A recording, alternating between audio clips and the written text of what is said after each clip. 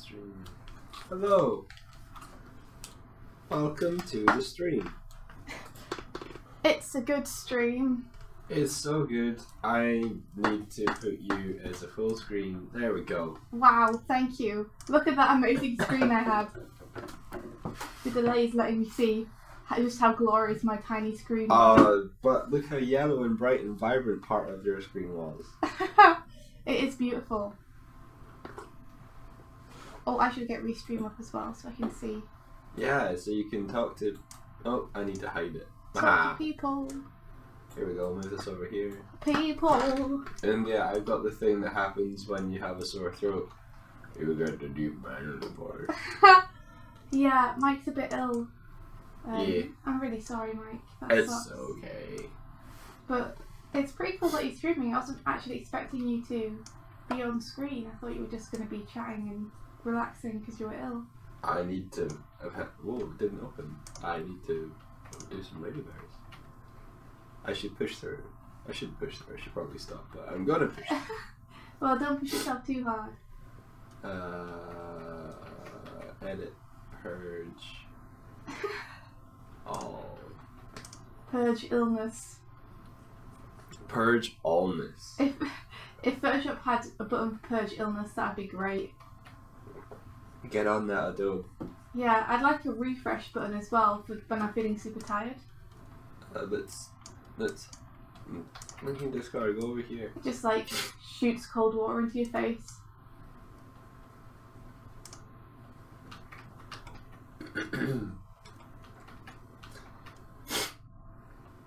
So yeah, Mike's got an allergy. I'm still okay, but I can feel it. I can feel it, Mike, in the back of my throat. Have I given it to you? Oh well, there was no avoiding it really. Let's face it. We live together. There's like no way that I could avoid getting your germs.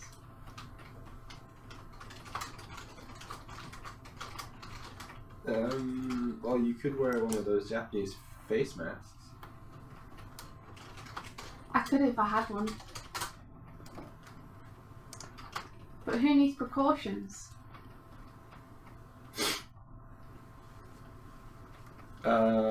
Well, does those Japanese face masks prevent getting ill, or are they just for the spread of disease? I believe, well, they do both. But people tend to wear them when they are ill to avoid spreading it. Yeah. So in that way it prevents it. Yeah. If people were wearing it so they didn't catch a cold off someone else, they'd be wearing them all the time. So it's like, it's something they do for the courtesy of others. I thought it was to do with smog. No. Maybe it's smog in other places. Again, everyone would be wearing them if it's to do with smog. I know, that's what I mean. I think there's maybe places where they do. Oh, maybe. But from what I know, they wear them when they're feeling under the weather to stop spreading germs to everyone. Hello there. Oh, hello there. Hello there. Okay, I need to get this to open my file. Open my file. Open my file. Open my file. We were talking about how there's not really any intermediate classes for 2D animators to take once they've left university. It's something I've spoken about before, but it feels like there's a very big gap between learning things like flower sack, bouncing ball, walk cycles, whip cycles, Yeah. and being a professional that's hired in the studio and is very, very good at animation. Well, yeah. And there are a lot of online courses specifically geared towards 3D animation, like Animation Mentor, iAnimate, Anim School, but none that I know of for 2D animators, people who specifically want to draw. The 3D animation will still be useful for everyone, I'm sure, but it means that you're struggling against the software a lot of the time. Yeah, well, I think those are catered for what happened with the whole Disney shutdown its studio department type.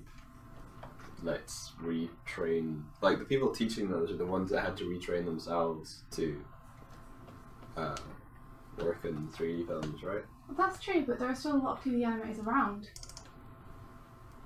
who could be teaching, but there aren't really any courses,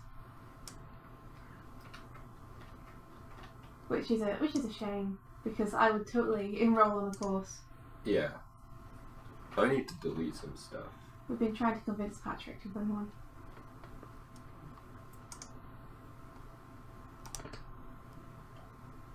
Oh boy.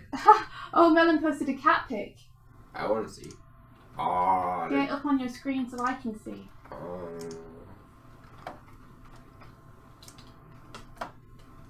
Ba-da-ba-bum. Is that? I think it's through a glass table. I think. It's adorable. I'm waiting to see it. Oh my goodness. It's like, what are you doing down there?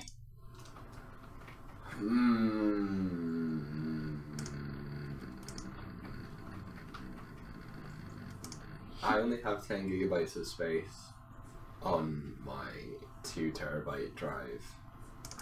It is time for you to delete all of those Let's Plays now. Yeah. You've uploaded them and there's no point in having them around. Oh man. It might be the case. Yes, I think so. You just gotta get rid.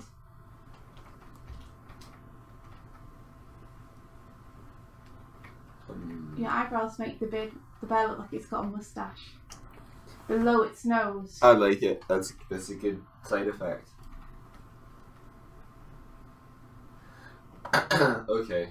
Oh, of course I will, Melon. No problem. If you're interested too, you should check out the Oatly Academy. I didn't get a chance to say before the stream started, Steiny, but they have a heck of a lot of podcasts on there. Really, really, really good podcasts about both character design and storytelling. Primarily storytelling, both in comics and in animation. Specifically, there's some podcasts where they talk to a guest called Brian McDonald, who wrote the book Invisible Ink and the Golden Theme. And he's fantastic at talking about story. I'd say they're really, really worth listening to. He's done a couple of episodes on how to create characters from your story's theme, and a couple of episodes on just theme in general. And they're fantastic. I listen to them every now and then. Again, the podcast you'd want to search for is the Paper Wings podcast, and that goes for anyone else who's interested in story as well.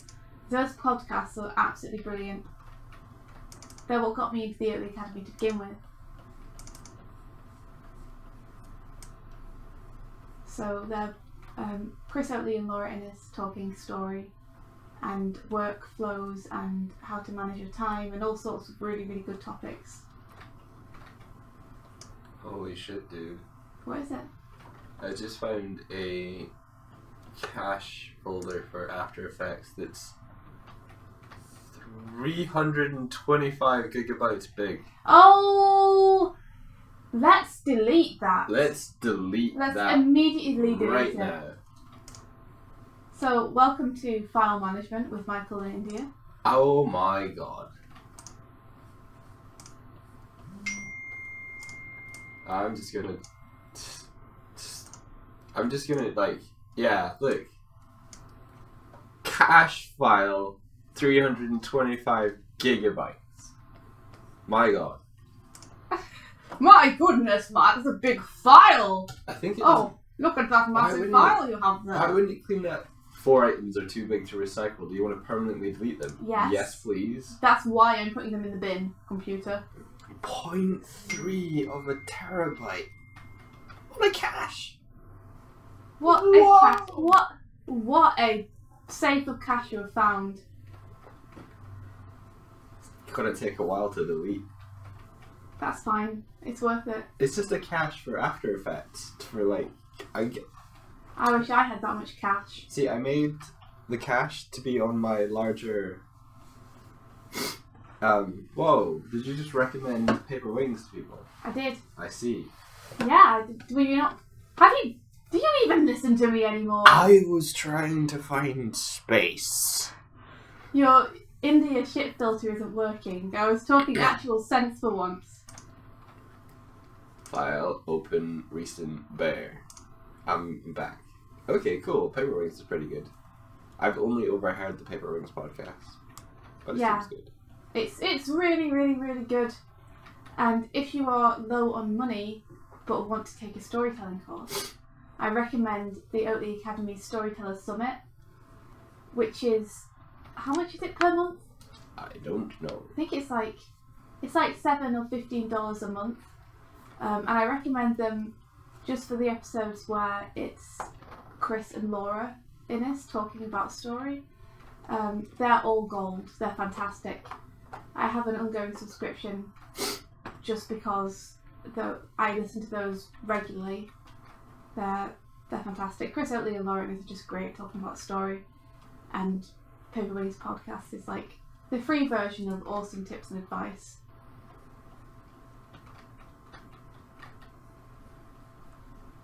Wow. Well then. Well. That's my recommendation for the day. My file opened. It's all good. Oh, I'm glad.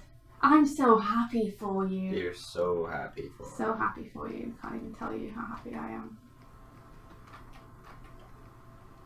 Okay, dear viewers. You get to vote. Do I continue painting this, or do I do some quick gestures first? Oh, also, by the way, guys, the nice gentleman who was in the chat yesterday, I think, Michael Rocco, he used to work at Warner Brothers. I think he's taken a hiatus. He's a really, really good storyboarder, and he is doing streaming on his Picato channel. I think he's going to be doing that fairly regularly in his month off. So if you guys are interested, maybe search him out, because it seems like he's working on all the storyboards for his short that he's going to make, streaming it as he does so. That's super cool. Yeah. And he is in all manner of words an industry professional, so if you are interested in storyboarding, it's good to check out.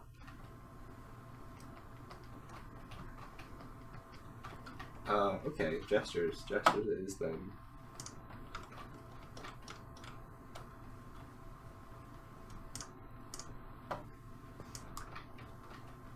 Yeah, I appreciate the gesture too.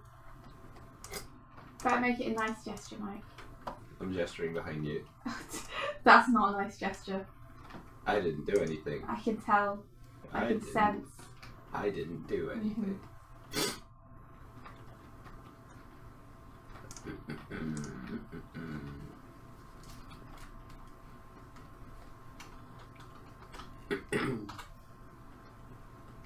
Oh, also music. Music.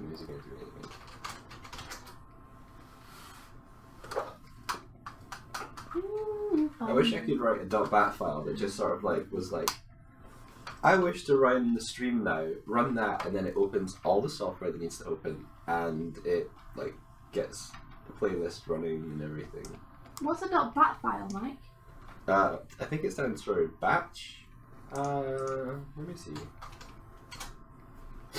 Don't tell me what a bat is. What's a bat, Mike? What is bat? A batch file is a kind of script file in DOS. How is It bat, consists of a Mike? series of commands to be executed by the command line interpreter stored in a plain text file. Tell me English. It's a piece of code written in Notepad that can tell your Windows OS some instructions to do. For example, it could hook into your renderer for Maya and render a whole bunch of files without even having to open Maya. Because I did that once. How? I did that once. That's witchcraft.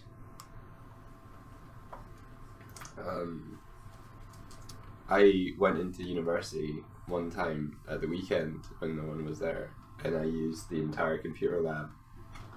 That's cheating. You can't use your resources. Render my animation by changing the frame numbers in the bat file and hitting run. I'm surprised no one was in at the weekend. I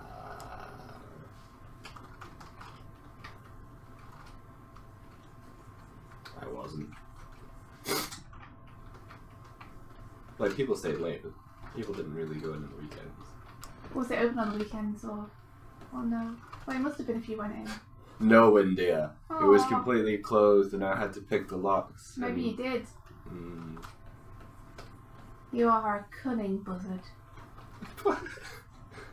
You're a cunning buzzard. What? Thank you. What? You're welcome.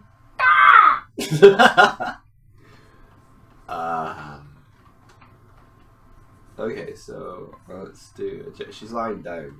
No, I'm not. No, not you. The figure that I'm drawing. I think you're the one who's lying. Mm-hmm. Huh? Mm. It's a pretty good joke.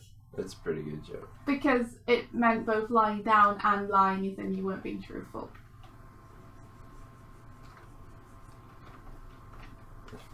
This frame could be better. I'm gonna start it again. Make it better than it ever was.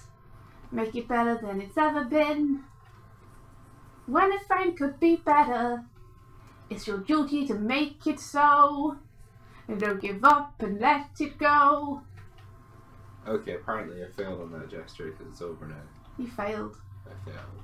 It's over now. And don't forget to drink your tea. I've been drinking it. Okay. Do you not hear my voice softening? Yeah. Of course. Mm.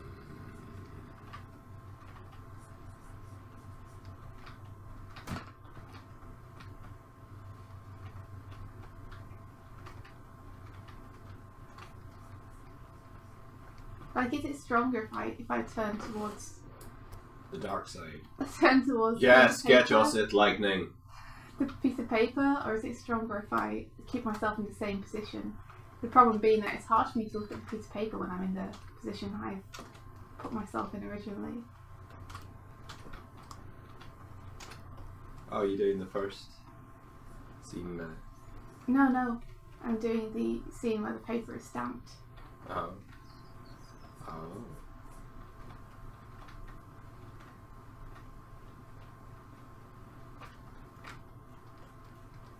I'm gonna have me scrunch my fingers up.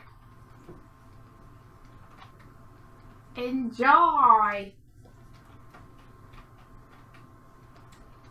Melon. Oh, melon, my melon.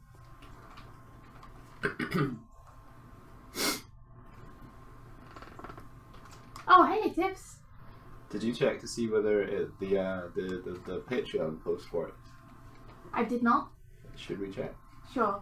So we did an experiment, which was putting up an update on Patreon that has the live stream embedded. This one, the scheduled one. And we're curious as to if there are any patrons who are here because they saw the post. Also, just if it works. Patreon, are you there? Yeah.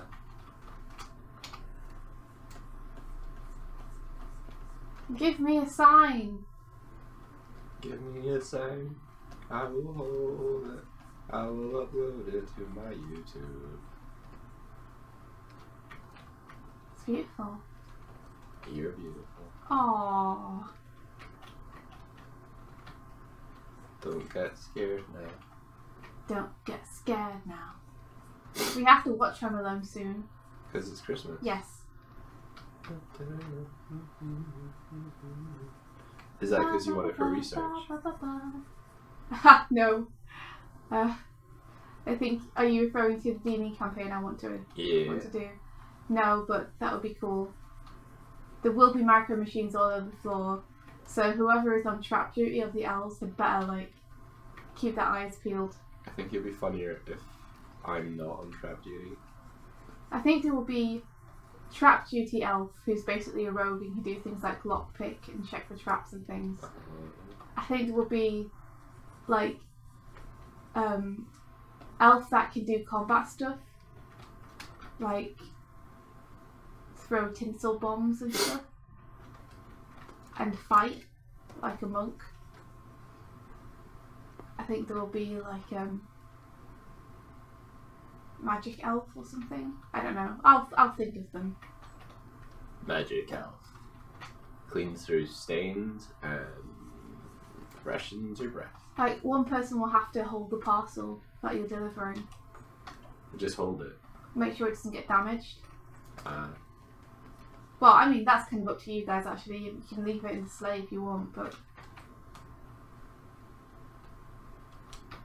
I'm thinking of running a D&D campaign for my parents and Mike this Christmas. And having them all be elves, doing their first trial of Christmas to try and impress Santa. Mm-hmm. And tasking them with delivering 3 presents or something.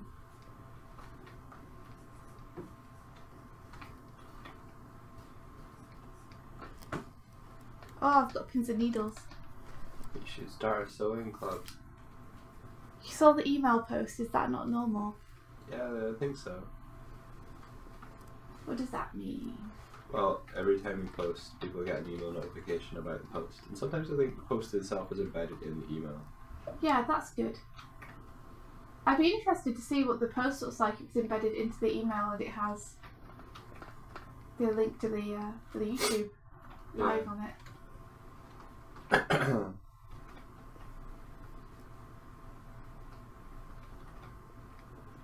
If one of you could screen cap that would be cool. No rush though.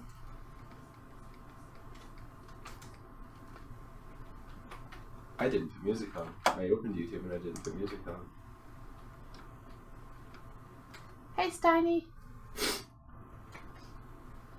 Oh, we said that we tried to embed this live stream into the latest Patreon post. So we're just hoping that it's working. It's the first time we tried to do anything like this before. We figured it'd be pretty cool if people could follow the progress. Hello, Hardick. Welcome to the live stream. I can't sing. Well, I can't sing, but I can't particularly sing this morning. I'm trying, and my voice is Oh, like... your voice is beautiful. It's the honey notes of slight cold.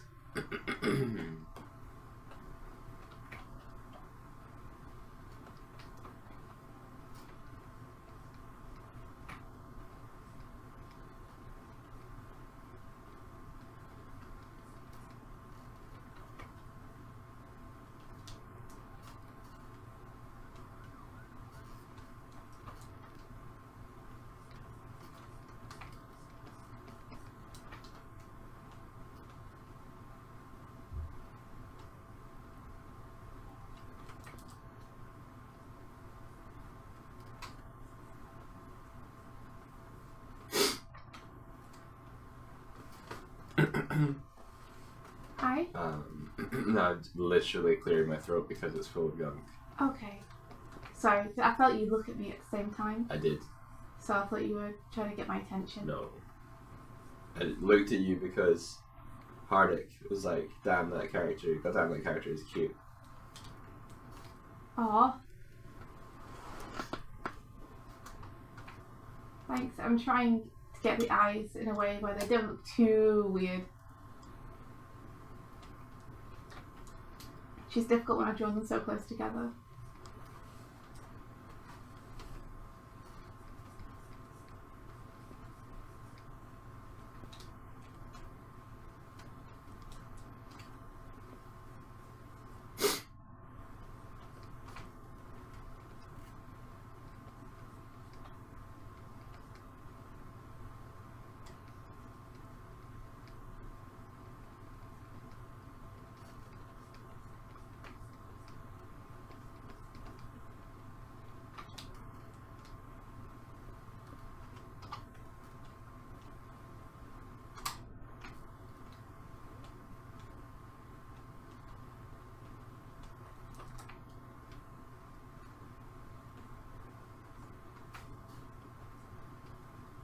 Get some shines in them eyes.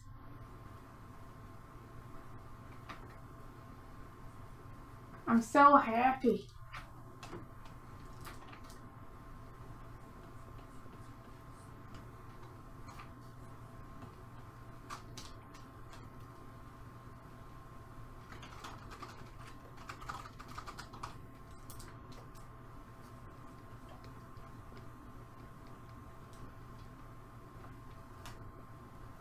I'm gonna draw the mouth again.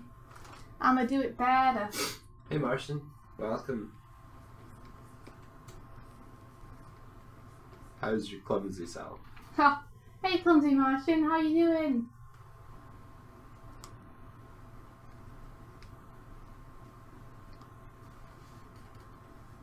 We are working, well, I'm doing some quick gestures from reference, and India's working on a new animated intro to our quick quests.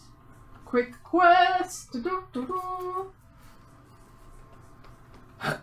But as for your question about, or your hope that we'll use the characters elsewhere, I kind of see them as cool little avatars for the kind of adventuring metaphor that we've kind of been like skirting for ages. Like our sign off is "May your days be filled with adventure." But what if we had little adventure avatars, and that's what these guys are? Well, we could do. I kind of like our own avatars too, but I don't mind having adventuring avatars.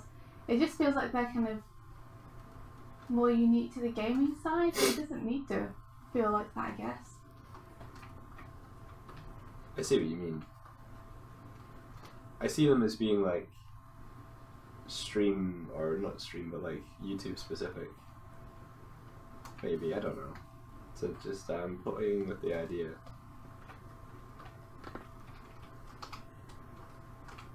Heck, I don't hate the idea. Yeah. Like, they're definitely fun to draw and animate.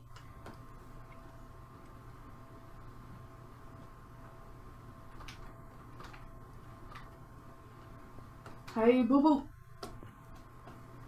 Drawing you as a bear has got other bears in my head. Your Hey, go-to Boo Boo. bear is fucking Yogi. Yeah. Wow. Better than Rupert Bear. They're both creepy. Yeah. This is But bear- I'd still say that Rupert Bear is the creepiest. What about the cool bear from that DiCaprio movie? Or What DiCaprio movie? the one from the Alec Baldwin movie? where Oh, he that was a learns- horrible movie. Where he learns how to... Which one's a horrible movie? The DiCaprio movie. I'm Yeah. assuming you meant Leonardo DiCaprio, Yeah. where he's like just dying the entire movie, and it's Yeah. really harrowing and traumatic. Such a friendly bear. It's not. It wasn't a friendly bear. So friendly. Gave him such a hug. No, the worst hug. The hug that kills. The hug that just won't stop.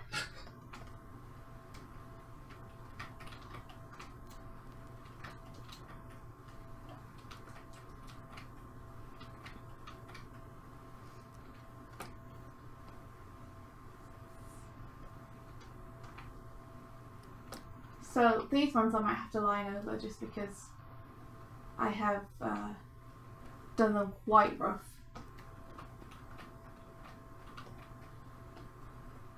So I believe I will need to actually ink over the top of them.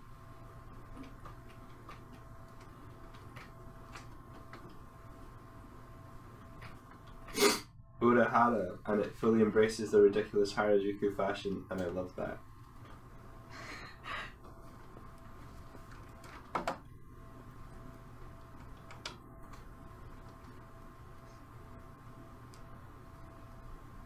Which one is the Harajuku fashion? Is that the one, like the Monster Candy-esque one? Whose skeleton do you want to hug? I mean, as far as I know, Harajuku is just the area, and the fashion in that can be anything from like super street fashion to Lolita to cute to goth to monster to neon. Oh. I said Monster Candy, I meant to say Monster Cafe.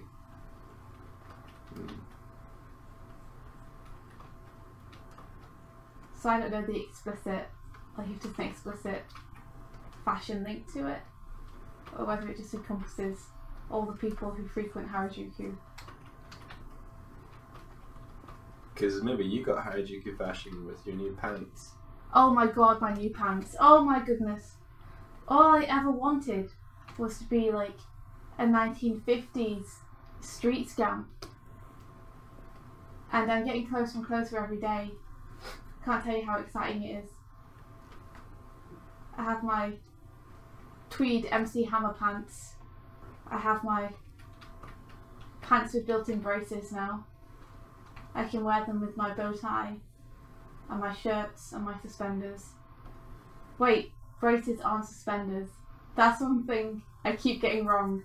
Suspenders are they're the kind of sexy leg ones, right? Well, I don't know. I was reading the chat.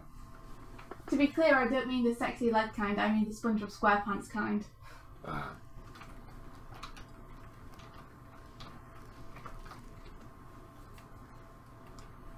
I have no interest in your sexy legs. Get out of here!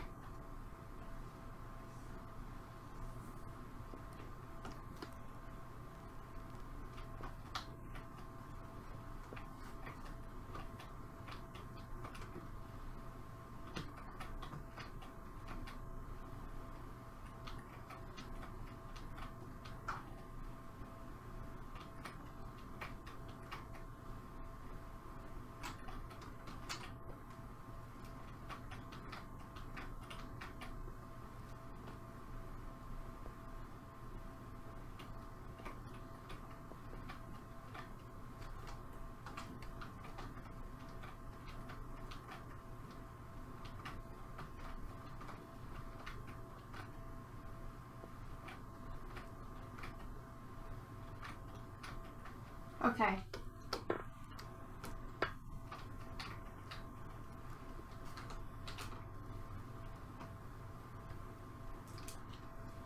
Now let me ink this! So I will just clean up this one a little bit.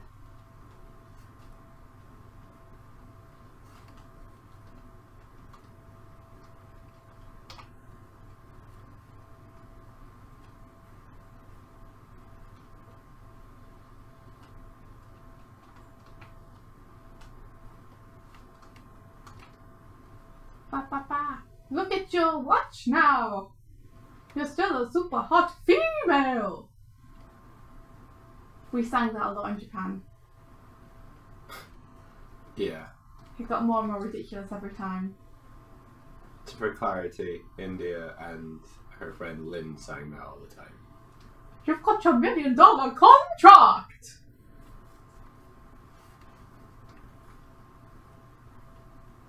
What can I model? Oh, not 3D model. No, leg. Ethan is the leg guy. I think you haven't mentioned enough the thing that you brought back from Japan. Duck. Not duck. The thing which makes you more a bear. Oh. Yeah, I have a poncho, a furry poncho with a bear hood hat thing. And India wears it whenever she can to feel close to me and steal my warmth. I'm not wearing it now though. You haven't worn it enough, you see. If you leave it alone, it's going to get stole. It's going to get stole. Gonna get stole. Also, Tibbs, that's the best idea. Combining suspenders and garters, or let me read it. She knows the lingo. Garters and suspenders. You can hold your socks up with loops going over your shoulders. I love it. Best invent.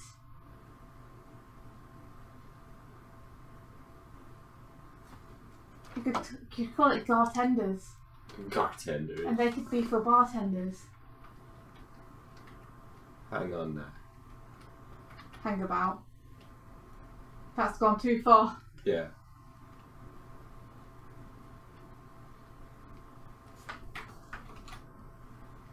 You've gone mad with your urchin powers. What powers does an urchin have? Stealth. Thievery. Adorableness. It's true. Camouflage. So it seems like I usually start with the torso when I'm doing a gesture, and this way like I can get the central twist that's on it easier. Like if I started at the head and work down, I find that more difficult. It's like the way that the collarbone shape can inform how the neck twisting occurs. Do you ever start with a line of action, right? I sort of combine that with when I do a line that simulates the middle of a torso, and then I do like the kind of rib cage either side, but no, not an explicit like that. Do you see it in your head at all? A little bit, yeah. Can't say I've studied line of action explicitly. I've seen you study it. Yeah, I have, but I understand the concept of it. It's like it was a little difficult for me to get a grasp on because it's defined differently by different people. So what's the Yusuf way? Huh? What's the Samantha Yusuf way? Oh, that it goes through the entire body, and it can go through different limbs depending on what the pose is, where it always passes through the spine. Okay. And it doesn't have to pass through the feet. Like Yeah. It can also act like a balancing line. Okay. Hands up who doesn't know what a line of action is. Everyone's got to know what a line of action is, right? Because I've seen all you guys use it.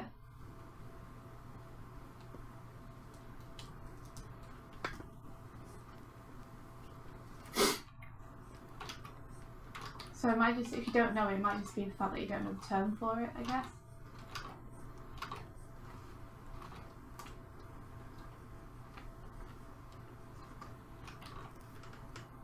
Put hand down because I know exactly what that is, bro. Cool, man. Cool.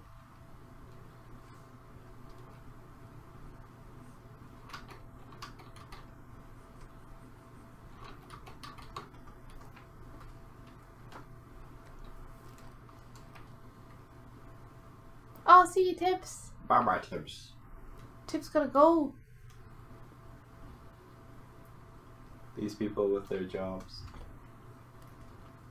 I think it would actually be particularly useful for you, Steiny. I think you already use it, like, or at least see it in your head quite a lot because your poses look like they use line of action. But that's the reason I think you'd find it useful, is because your poses seem to, like, cater to it anyway already. So you might as well learn to use it. Consciously, yeah. Yeah.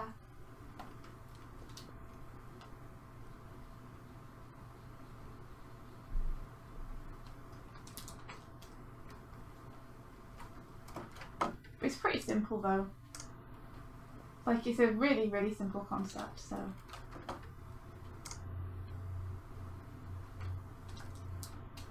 Wow.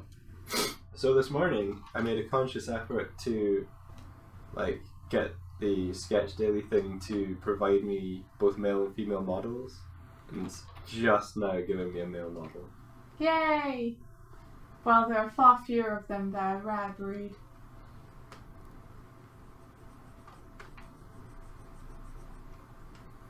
I need to do me some male anatomy studies. Learn to draw the men. That might be what my Kappa monotone week of the ABC challenge will be, which I am hopping back onto, by the way. As of this week, I will continue with the ABC challenge. I probably shouldn't have started it so close to going to Japan. Yeah. Because I didn't get a chance to do anything while I was in Japan. But I will be studying breakdowns and posting something about it this week. So after that, I'll be continuing with C. Do you want to explain what the challenge is to anyone that doesn't know? Yeah, okay. I think pretty much everyone will know, but to those who don't, I'm running a challenge for myself and I'm just inviting anyone who wants to participate, called the ABC Challenge. And every single week I take a letter from the alphabet and I choose to study something that begins with that letter. in order to improve my animation. But of course you could choose storyboarding or anything else you want to improve. And the way it works is you can pretty much choose anything that begins with that letter. It can be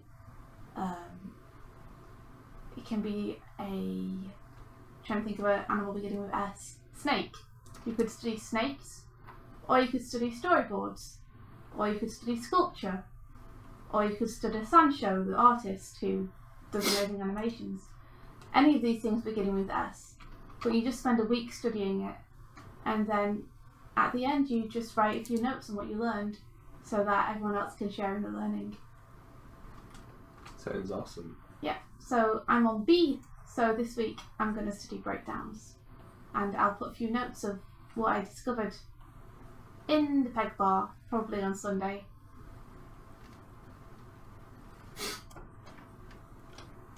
Let me just see what Hardik was suggesting. Therefore I might change, oh no, I won't do that actually, no.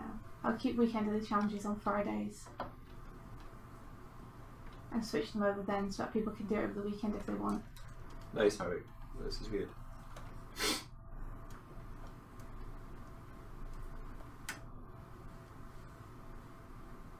Yeah, I did just mention Kappa Monotone. He's one of my favourite animators. So I'll be doing him for C. And I'm really, really looking forward to getting to him. But I want to do week 2 first. I don't feel like I've done it properly yet because I just haven't had time to look at stuff properly. So I'm determined to finish my breakdown week before I do Kappa Monotone.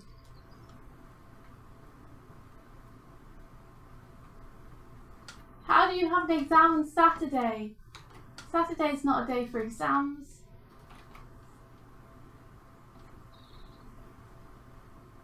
How have your exams been going so far, Hardik? Are you fairly confident about them?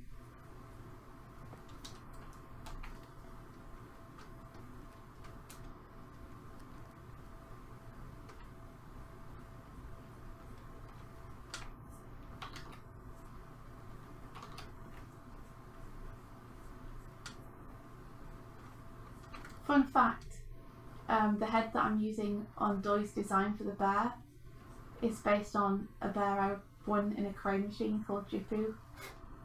Well, you named him Jipu.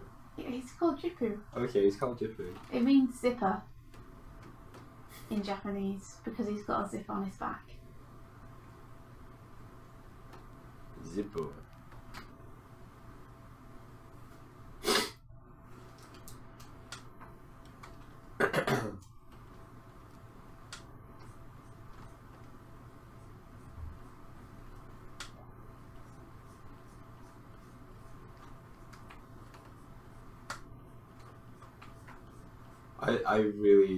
We went to Shinjuku and it was one of the claw machine places there, but just seeing India wandering around with this massive bear like hugging him was one of the highlights of the trip.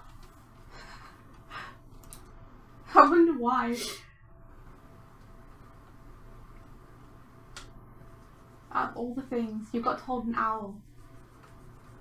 I did. To be fair, That's why it's one of the highlights. Yeah, it was a trip with many, many highlights.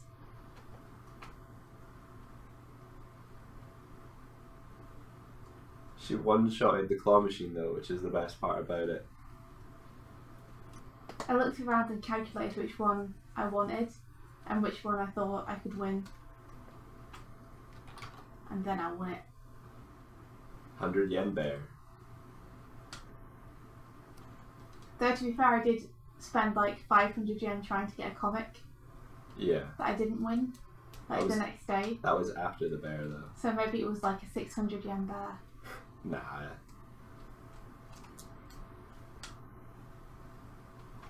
That's not how it works.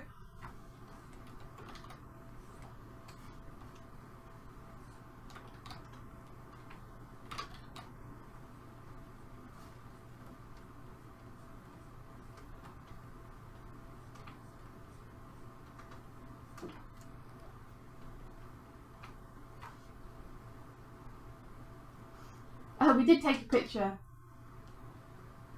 Yeah. I think we took several pictures of Jipu. Do you want to see? You wanna see?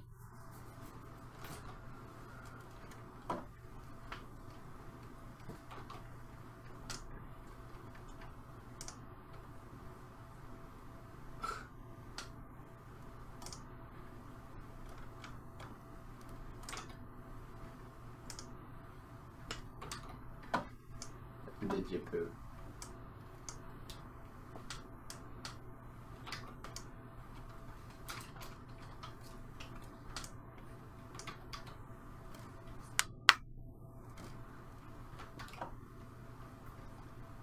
That's in the hostel afterwards.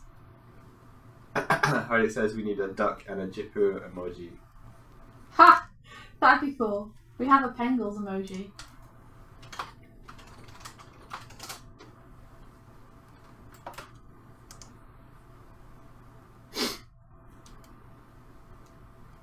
I think, so according to this, he's the San X bear. The Sanex. Yeah. I love Sonic.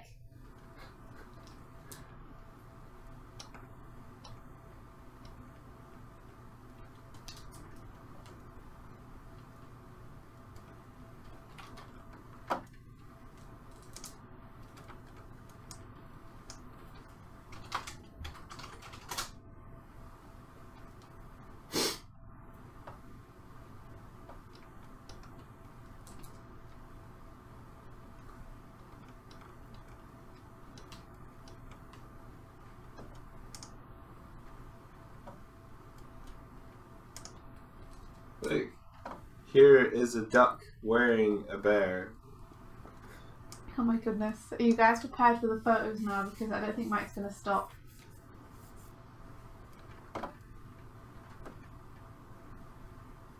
Whoa. That wasn't the one I was expecting you to put up. Really? I was expecting the one where we took photos of them on the ladder. Oh, no. Wow. You can get Jipu hats. And yeah. Don't need Jipu hats, I got a Jipu. I like that he's just called Jipu now. Like even other versions of him. Yeah, it's a better name. Andrew Steiny says I should do a picture of Pengles, Duck and Jipu all together and battle Harden standing in the middle of a war zone. I believe it of them.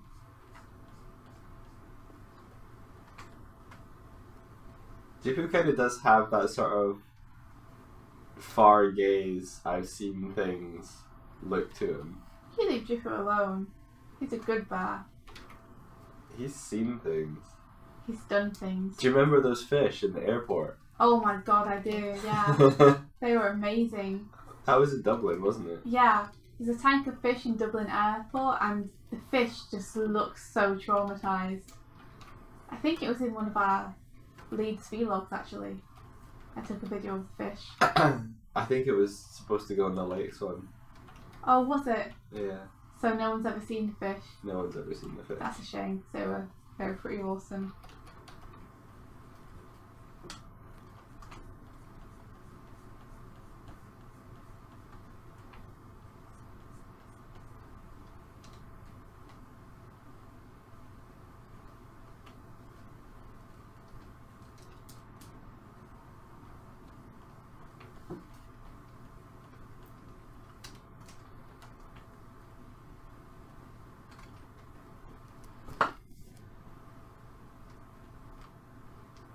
This might be slightly more than a gesture now, since I opened pose space instead of line of action. Oops. Now it's just a full study. No, it's just a, yeah. You can see her other butt cheek.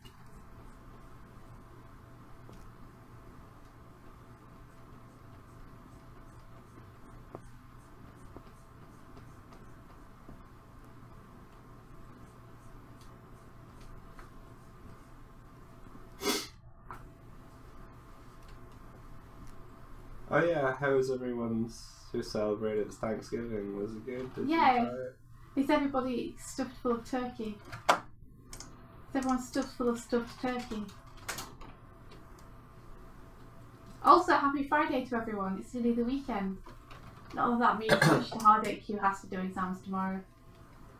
Oh, also today, Oh.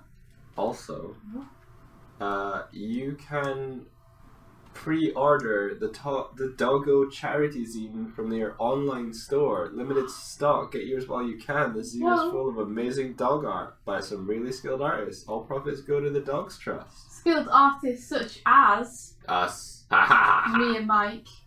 Also Luke Pearson, who's a really nice person. You mean Hyde? Yes. Yeah. Who's Luke Pearson? Luke Pearson is the one that made Hilda.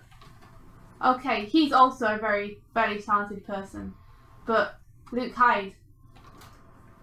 So check this tweet out if you want doggos in your life. Particularly if you want art of doggos in your life that you want to give the money to the charity and help the doggos. Do it. Help the doggos. They need your help. Look at their eyes. They need it. Doggos gotta have fun too. Doggos gotta have fun. It's cool. They got a silhouette of a dog, and I think it might be the Dogs Trust dog. I'm not sure, but they got all the art in the silhouette. It's cool. It's a good design. Look. Why is it so much easier to push someone else's work than it is to push your own work? Because you don't benefit from the results of people's action and charity and generosity. That's true. That's probably it. Doesn't feel selfish like self-promotion does. But yeah, you guys should definitely check it out. There's a ton of really, really talented artists who are working on that. Yeah. By talented, of course, I mean skilled. Bork bork. But seriously, some really, really amazing artists. Of course, we gotta get one.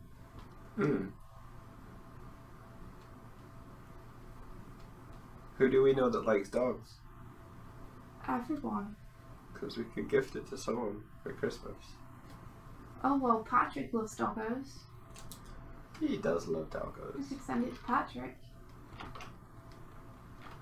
And we owe Patrick a lot of thank yous anyway for having us on his project.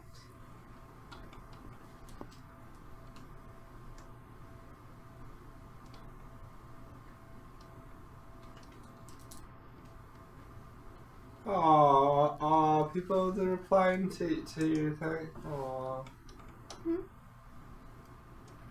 People just replying to your... To my thank yous. Yeah. Yeah, it's nice. I wanted to let people know I am really, really thankful for everyone this year. I've met so many new people. It's really weird to think that I didn't know, like, any of you guys at the beginning of the year. So happy I do now.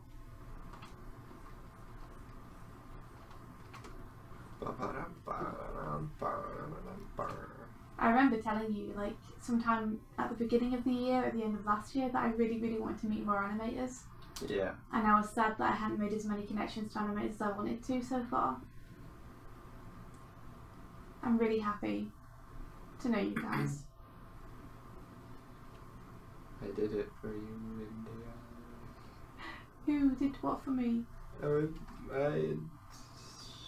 don't know. You made the Discord. I suggested the Discord. You made it. Well, yeah. Discord was a great idea. Yeah. I'm not saying that like, yeah, so it's like I did it, like... You did do it, but it was a great idea. Yeah, my enthusiasm was, it was a way better result than I had ever anticipated or hoped for. Me too. I didn't expect such a great community to happen. Hashtag blessed. Are you saying that to yourself or to Steiny? To myself. Okay, because his last thing was I went from dying and you're like, hashtag blessed. Oh jeez, no. Yeah, I was like, let's just for the context. It was just, she was at her own... I was just being a goof. Yeah. That's not fun. Nearly dying is not fun at all. Glad you didn't. That's not good. Yeah, me too. You made it!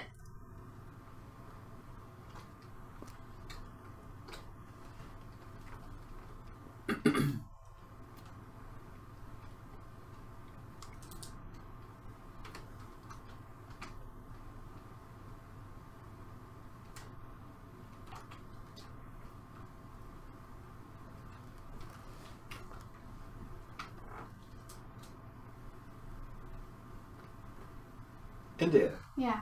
You know how we were looking at fancy apartments Oh yeah. and dreaming? We could make that a Patreon goal. It's like Oh my god, no. it's like 8,000 a month. Nope. So And we will rent a super cool multiple room bedroom place and offer it to artists in residence to stay there and make cool stuff.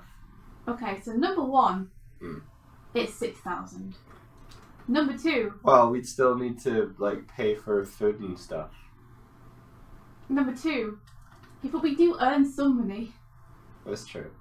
Number two, I would never want to put a Patreon goal that is just for us, just for our benefit. Okay, but what I just said there was the Patreon would help other artists live there. Yeah, but would it help our patrons?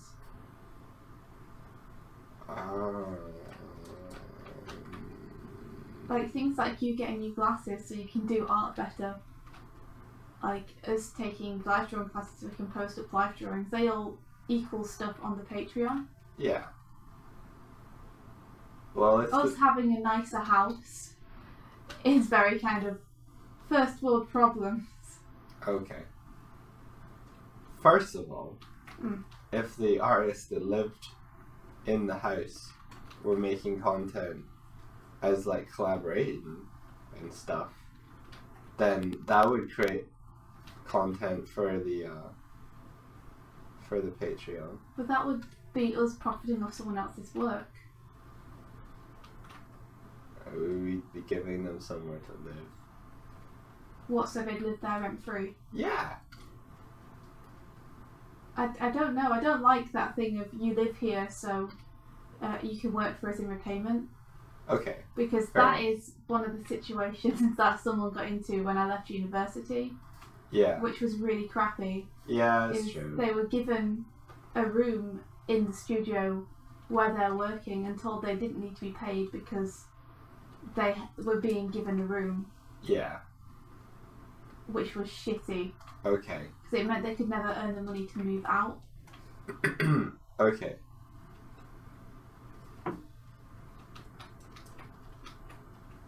I see what you're saying. Yes. But Well, that's why it would be 8,000. we could just like hope that maybe one day we make enough money to get a really nice apartment and then have artists in residence there.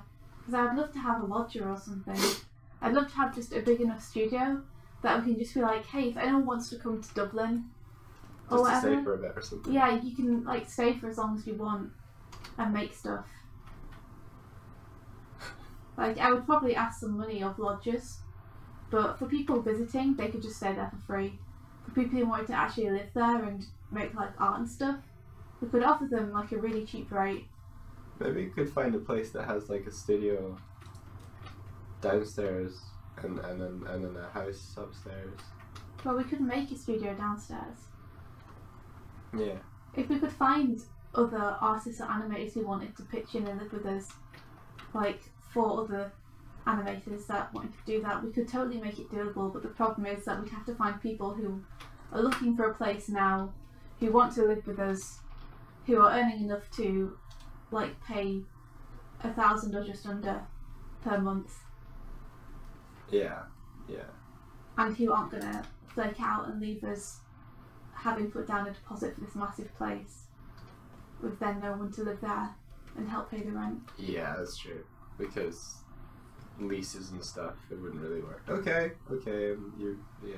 No, but like it's a great dream and I really want to do it. And it would be amazing. It's just finding our way to do that.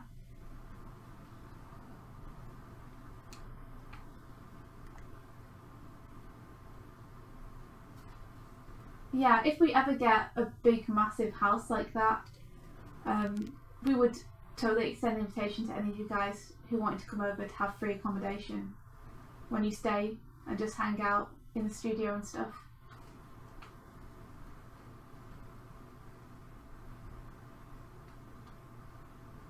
And I would totally love to have lodges.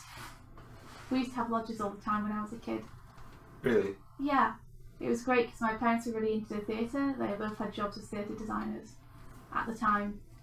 So their actor friends would come and stay, or their prop design friends, or just loads of people from the theatre would come and stay. Yeah. And they were always really eccentric and fun.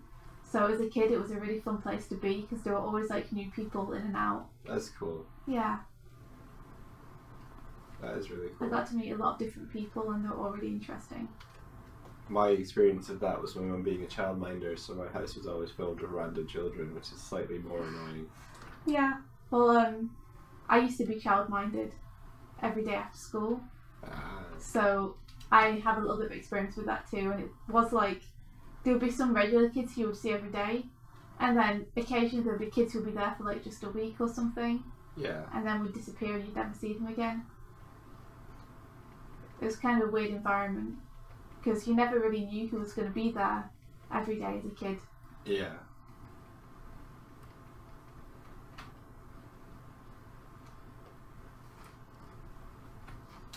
But that's how I knew Daniel, Gotcha. my best friend.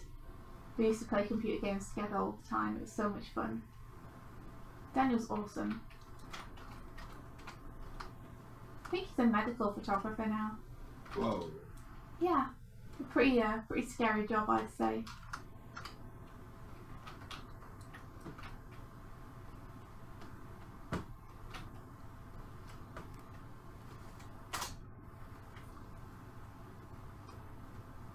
Ha! Of course we would.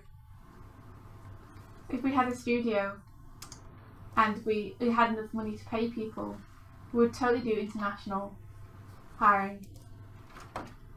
Can I tell you guys a secret project that I have in my head as a dream I would like to do? What are you erring at? I'm trying to remember if I know what this is about. You know what this is about. I've spoken to you about this. I have a dream that I would like to do, and it is to make like essentially a little studio where we cycle around people's projects and do very short projects together to create a kind of anthology of comics. And it's run very much like an animation studio where we have background artists and character artists and colour directors and script writers, and people can try different roles if they want. They can go from being artist to layout artist. We can switch it up for every project, and every project would only be about 6 weeks or something long. Do very short, like 8-page stories, and at the end of the year collect them into an anthology. But the really fun part is with the project, I'd love to see if I can get funding in order to essentially get a nice big studio space to either live in or work from, and pay for people to come across and work there, so pay you their wages. So Pay travel as well. yeah, so if I could get, you know, like 80,000 euros or something, that would pay for rent for the studio, and it would pay for like a couple of people's wages to come over. Yeah. And just stay there and have it sort of paid full time for them to be there for a short amount of time, for maybe 6 months or something. And then at the end of it, we'd have this really cool book, which everyone would be welcome to sell, and everyone would receive profits from, like completely fairly. Yeah. No higgledy-jiggledy hokey-pokey dancing around, but just to have a kind of 6 months of us all just living and working together. I like it. But that's my secret project dream. I'm looking into funding that I can get, because I know that Dublin is pretty good for funding the arts. Yeah. Cool. But I'm also maybe looking into other countries which are also good at funding comics specifically, such as France or Belgium. I don't know if they're great at funding, but I know they've got a great comic scene, so I'm hoping that there will also be funding there.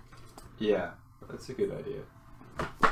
It would mean that the place would be like over there. It's more Central Europe. Yeah, like it doesn't really matter where the place is. The advantage to it not being in Dublin is that it would be cheaper for people in terms of food and travel and such.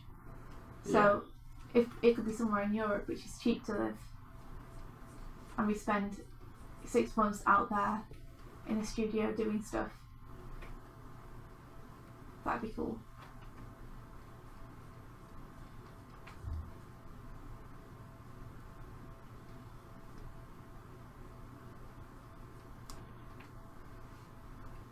Good dream.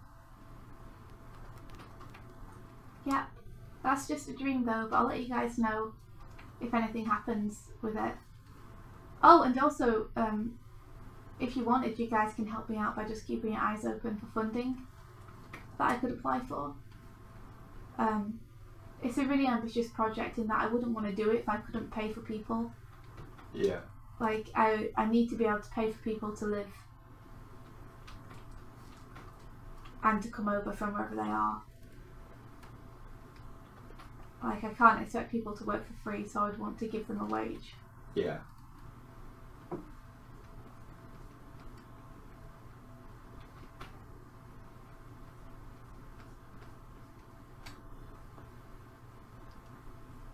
No, I think America would be probably expensive to live in as well. Yeah. Although if you could get money from San Francisco and then just use it here, be set. Yeah.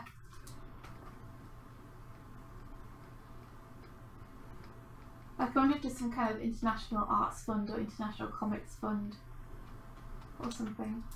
Mm.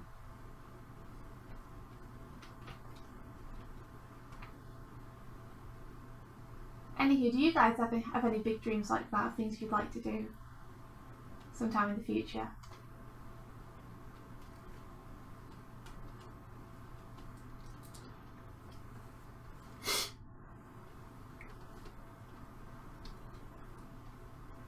Ha! Set the studio in a jungle. We don't need to pay rent.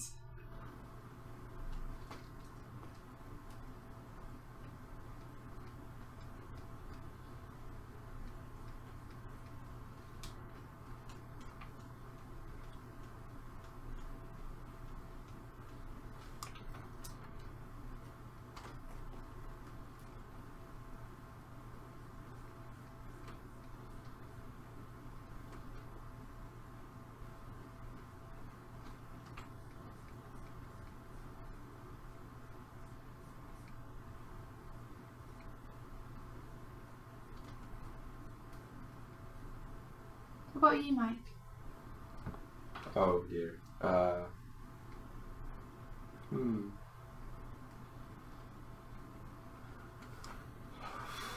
Right now the dream is just having enough money to not worry about money. Yeah, I get you. It's going to be a tight couple of months. This is why we're looking at places to move out.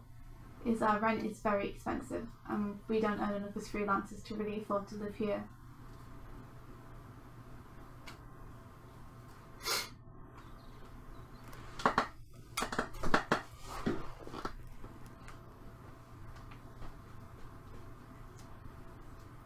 They're making another Jurassic Park sequel. Yeah, they are. That'd be awesome to do a concept art of dinosaurs. I bet the You can do it, Hardick. I think that's an achievable goal. I met the guy that sculpted and animated the original T-Rex, 3D T-Rex. He was crazy. In a good way. What was his name? Spaz? Yeah, I can't remember his surname. It's Spazkins. But his nickname was Spaz. Hardick, I can totally see how you could, like, get out there if you wanted to. I think you just need to keep animating your stuff as you're doing, keep improving as you're doing, and someone's going to notice you on Twitter at some point, and ask you to work on a project. Once you start getting freelance coming in, you should be able to earn enough to move somewhere. Spaz Williams. I love how sort of normal that second name seems when compared to the first. Well, his real name's Steve. His name is just Steve Williams. But Spaz Williams is great.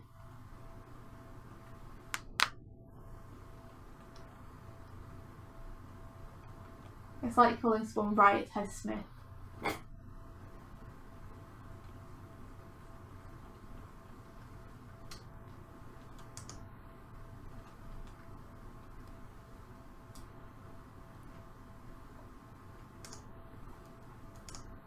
That's not far-fetched at all, Haddock.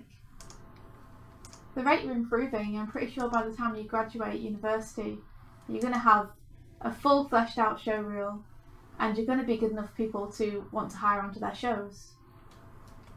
Like, there's not really a question of it as far as I'm concerned if you keep working like you're doing. Like, there's no way it's not going to happen.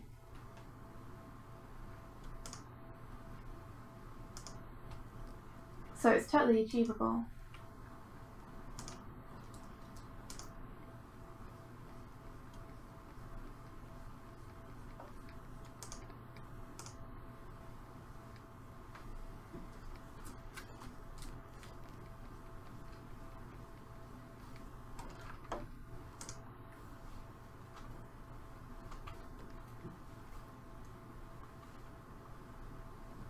Oh man, I'm sorry, Circa Philly. I mean, to be fair, we don't celebrate Thanksgiving over here, so I've been surviving pretty much on bread and honey. I had some tomato soup yesterday.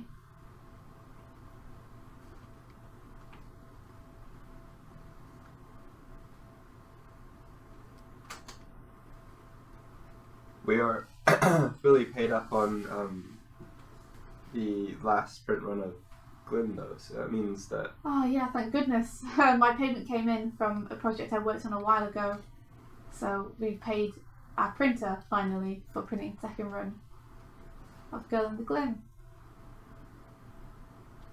We're not going to be able to afford a third run though, unless we can get funding for it. Yeah. So I guess the pressure is on to write the second book.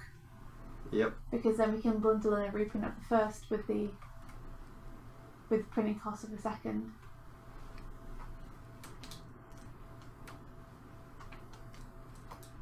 Money's such a silly thing. Why can't we all just do what we want? No boundaries! You can't chain me with your paper notes. I just want to live free and wild in the woods. Let my bottom swing loose. Oh man. You had... As I swing through the vines.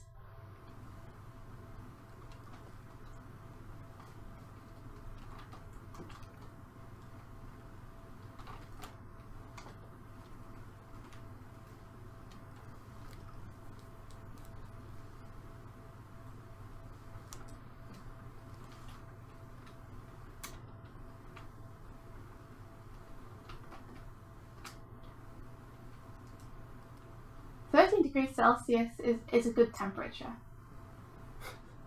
That's sure. 40 degrees centigrade is unlivable temperature. The highest we go in summer is 25. Usually, yeah. And it's hot! You don't tend to see air conditioning here, though. No, that's true. People just wander around with no shirts on. Yeah, that happens.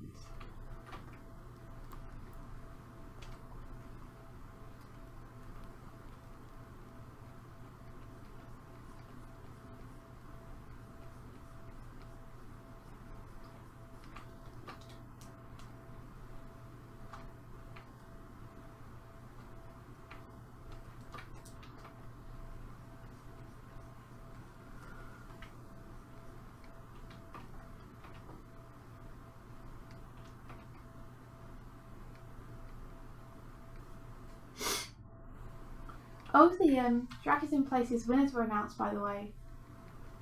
I don't know, maybe. Yeah, they were. Oh. I shared them. Cool. Some super cool stuff in there. Cool. Anything you like? Oh, I'll look. Just thought I'd let people know in case anyone had entered or was interested. You're still Spooky Swifty, by the way. I'm not, but I will soon change my name to still Spooky Swifty. Nice. Shortly thereafter, I will be Tinsel Ghost. Oh my god, Sonic in the tumble dryer. I was born in this pain. It's because of the link below, which I love. Ego Raptor Aaron Hansen has worked with Nate Wants to Battle, who's part of the D&D group I watch regularly. Right. On Twitch. That Holly plays in. Yeah. So they've banded together, those two, and they've done a cover of the villain theme from Sonic Forces. Oh, that's good. And it's just awesome. And I have so many complicated feelings about it. It's like, it's good, but the song's bad, but they do it well. But Sonic Forces is terrible, but it's kind of awesome in its terribleness. It's the game we love to hate. I have so many conflicted feelings. I really want to play Sonic Forces with you. Just because I think it'd be fun to make a derpy character. I saw the process for the winner of the Dragons in Places banner. It's really cool. That is cool, yeah. So it's a great piece. Really nice use of perspective. Yeah, but I've watched a little bit of Sonic Forces, and it's so overdramatic. It's amazing. Oh, it's so funny. They're like, Sonic's dead! We can't forget! It's amazing. It's amazing. It's like the best fan fiction.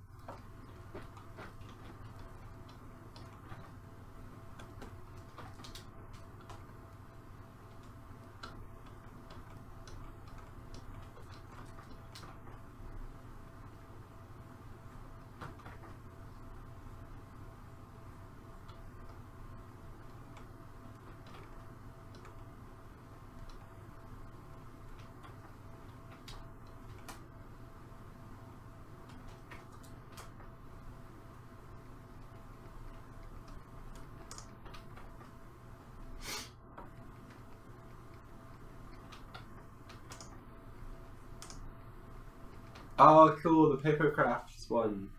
Isn't that great? Yeah. That was one of my favourites. That's really cool. I thought that was so cool. It'd be fun to do some papercraft Girl in the Glim actually at some point.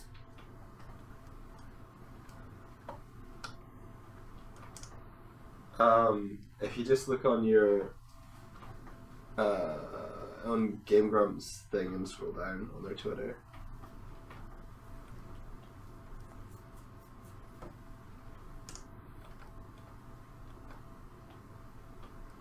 Clumsy Martian, you should go for it. I also get tired of parodies. Like, I think they're funny and I enjoy watching them, but I miss art created out of an earnest and sincere appreciation for something that they're doing. Like, more of a homage than a parody. Yeah. Everything always has such a sardonic edge now. Like, I find it kind of tiring. It's like people are... Oh, I got goshed. It's like people are afraid to admit they like something or be real and honest. They hide behind the humour. Thanks you so much for the follow, Kizaghost. Yeah, thank you a million. Really appreciate it, thank you. If you're here in the chat, say hi. But yeah, I miss art created out of a sincere love.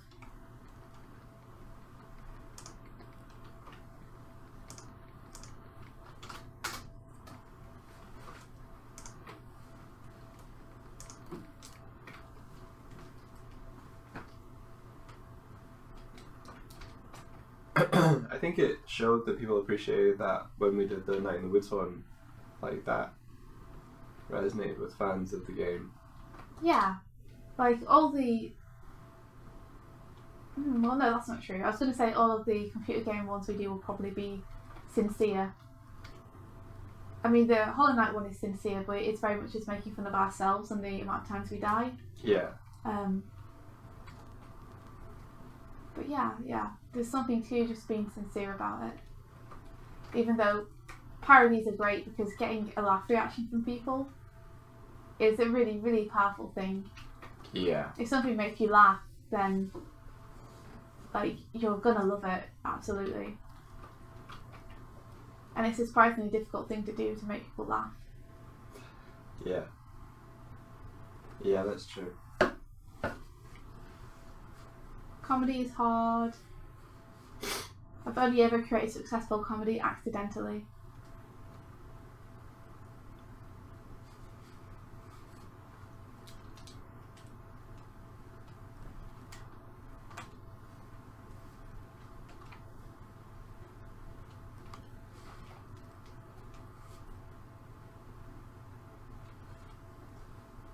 So what projects are you guys working on now?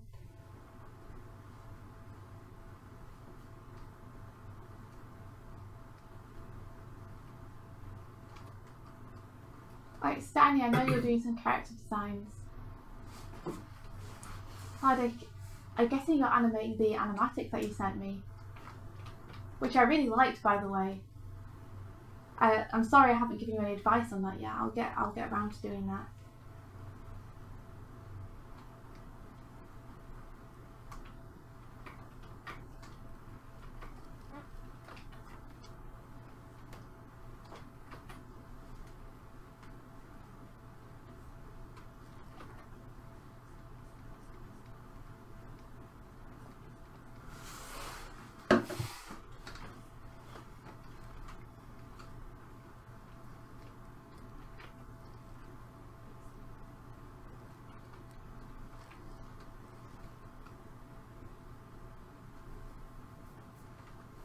That's really sweet, Clumsy Martian. Yeah, I like that. I like that a lot.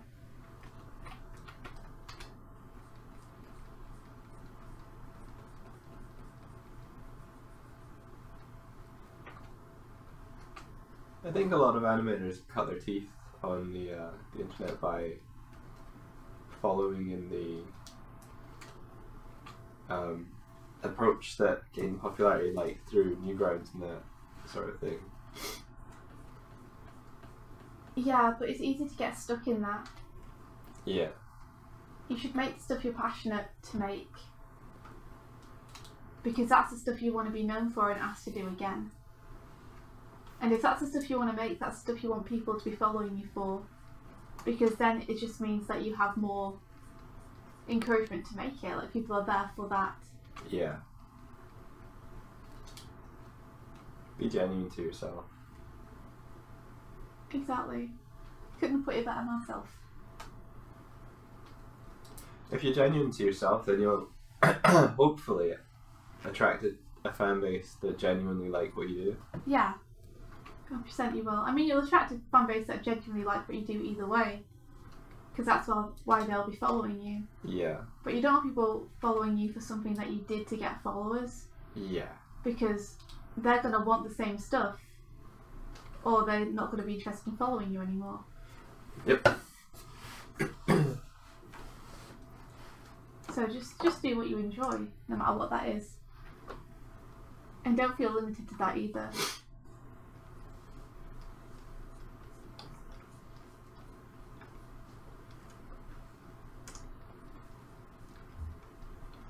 No. What is it? Just trying to find something else to listen to.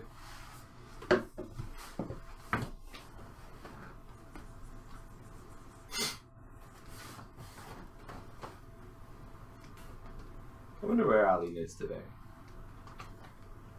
She hasn't been around for a little while. She's probably just busy.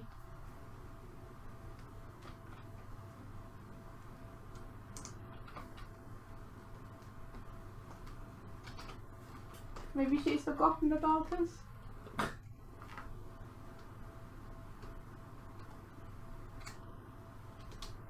Oh, that's awesome. Yeah, Eileen's a good person to talk to about it.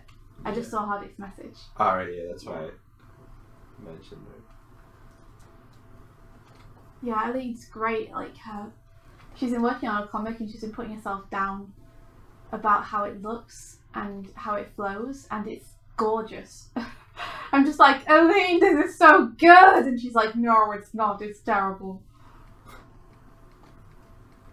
She did this amazing piece that I really, really loved, based on Leon the movie.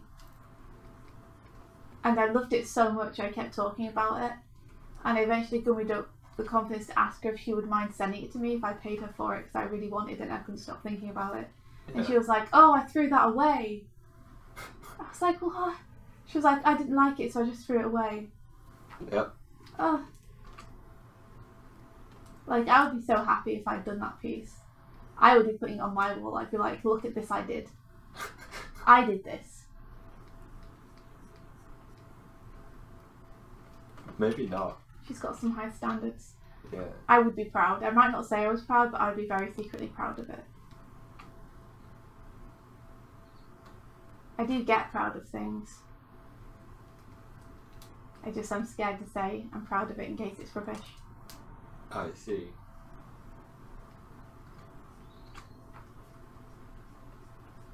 You've thrown out pieces that I'm like, But I have genuinely not liked those pieces. Yeah. It's hard when you see someone doing that who, if you'd done that piece, you'd be so, like, pleased with it. To the point where I want to buy it from her because I love it so much.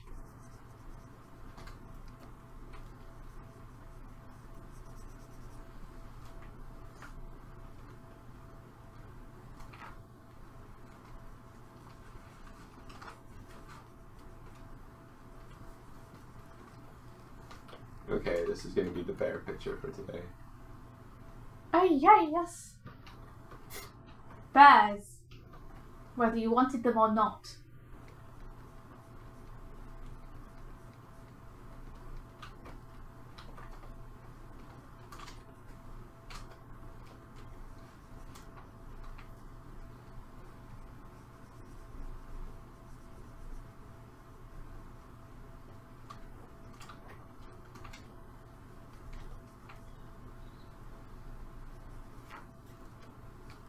This expression, I'm a wreck it. Wait, is there a way you can pre-order the book but not get the book? Or, like, pre-order the book maybe and get the PDF of it? I too am confused. You don't think people at your house appreciate you getting stuff on your own? What do you mean?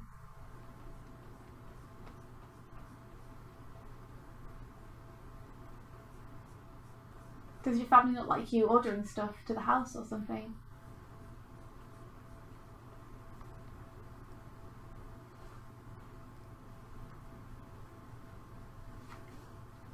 Jurassic Park is one of my favourite movies, Clumsy Martian. I have 2 copies of it because I forgot that I owned it. I'm bought it again. Clumsy, like last year you would have really liked there's a gathering, there's an event called THU, or Trojan Horse Was a Unicorn, and particularly last year some of the guests that they got over were Steve Williams, who was the animator on the T-Rex and sculptor and like 3D modeler and stuff on Jurassic Park. Yeah. There was his like co-worker, I'm trying to remember his name. Steve Williams. We should look it up this year too. It usually takes place around September. Yeah. And they have very, very limited tickets. But Mark you can get on. That was it. You can get on a newsletter about it. These guys. But they also had Stan Winston's son, and they had Doug Chang, who worked at, I think he was Thailand. particularly Star Wars and stuff. But yeah, they just have these people like wandering around, giving talks, being generally cool. I'd recommend looking up if you want to like start to meet people and make connections in that space, that world. It's a very informal atmosphere there as well. So it's not like other conventions you go to where they'll do a talk and they'll kind of wander off, disappear off, and then there'll be like a massive group of people around them afterwards, and that's the only chance you'll get. Yeah, then they'll disappear back into their hotel room or fly back home. Yeah. Like, I literally spent 4 hours sitting in a kind of restaurant drinking atmosphere with these with Steve and Mark. Yeah, it's basically shit.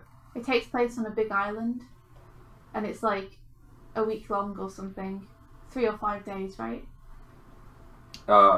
No, the whole event's kind of over a week. The first couple of days, first 2 or 3 days are like a recruitment fair, and then the talks begin on like the 3rd or 4th day, and last like 3 or 4 days.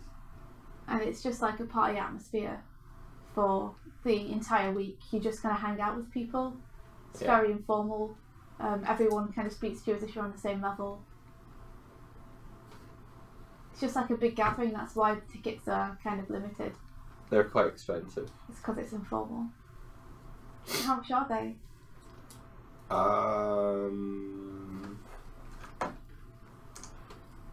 Tissue ticket price.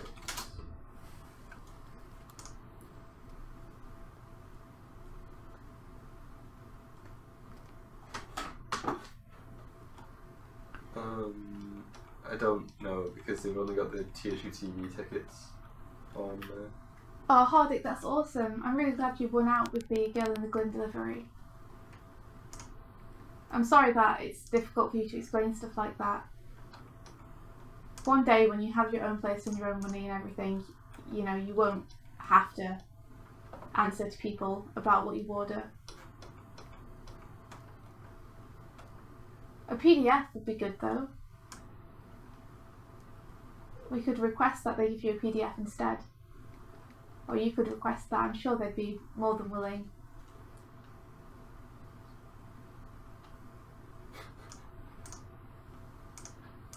This is an example of the environment. This is everyone on the beach making sand castles. Did you say how much it was? I didn't find it. Sorry. Do you remember how much it was? No.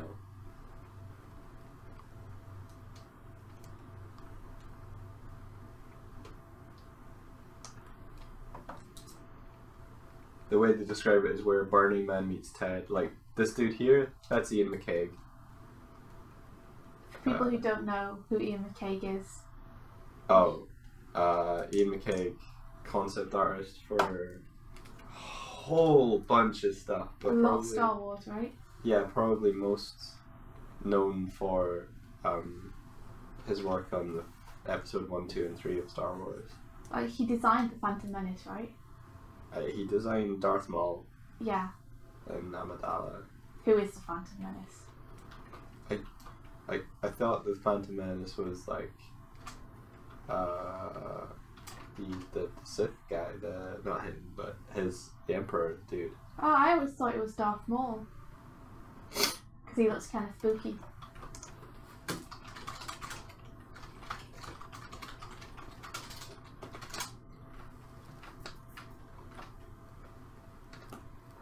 Although the striking image of Darth Maul was often used in promoting the movie, leading to many people's assumptions that the title was referring to him, the Phantom Menace is really referring to Senator Palpatine, whose involvement as a menace, Darth Sidious, is elusive like a phantom.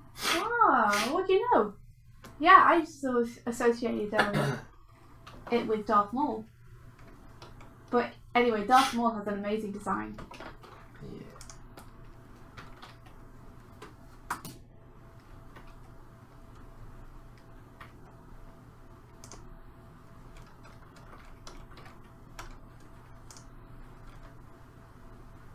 You guys ready for some breakdown action?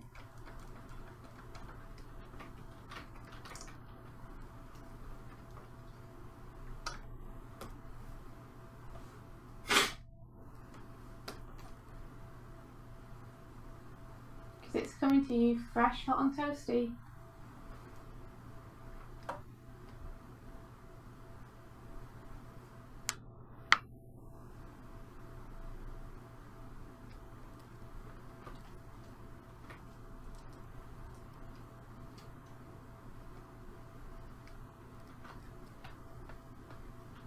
Oh, cool.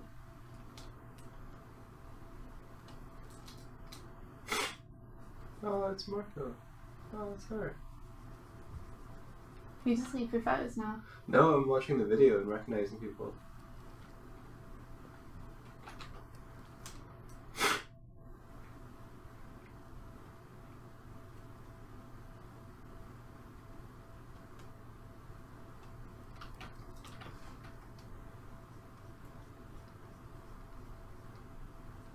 Oh, they had hooks. Yay, the books. I think that Acting was for Ed Hooks. animators. They had me Ian McCabe again.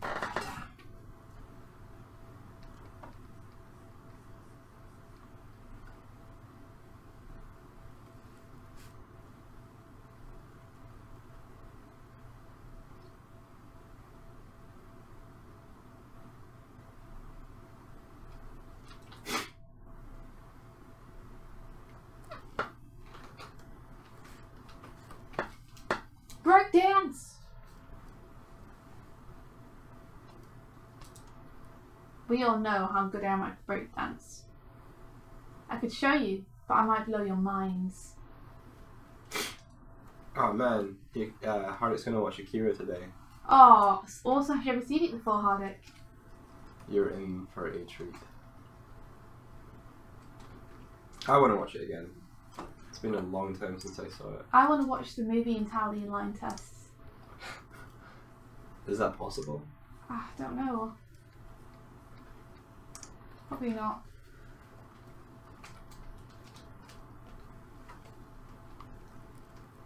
If I ever did an animated movie, I would 100% have on the DVD extras just the line tests.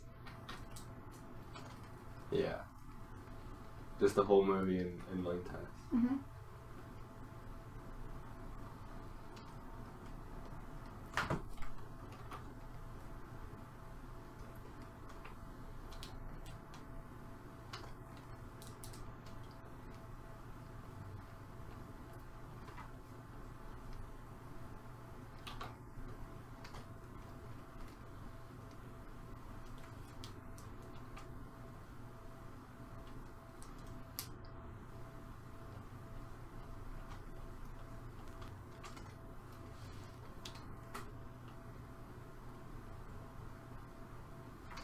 Man, watching that THU stuff just jazzed me.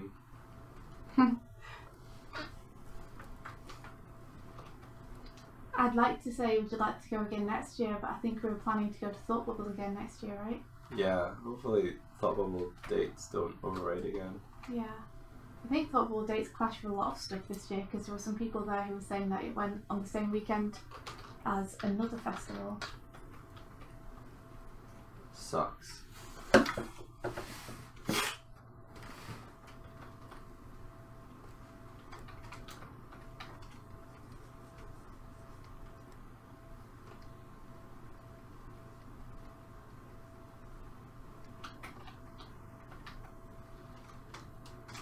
So I'm just working out what the breakdown is going to be.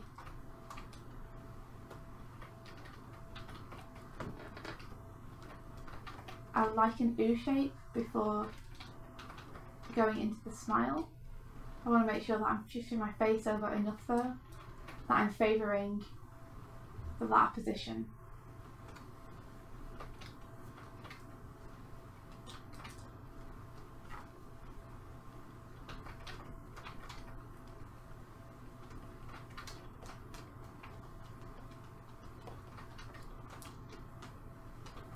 So I think maybe something like this would work.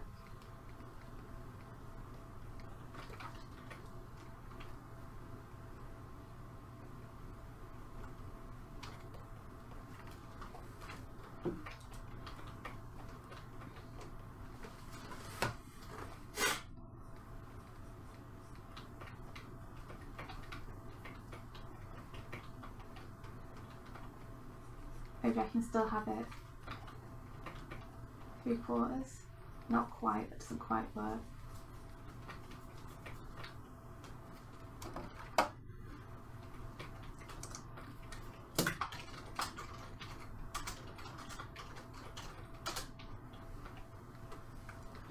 I kind of want the eyes to go down a little bit as well, so I'll put those in first.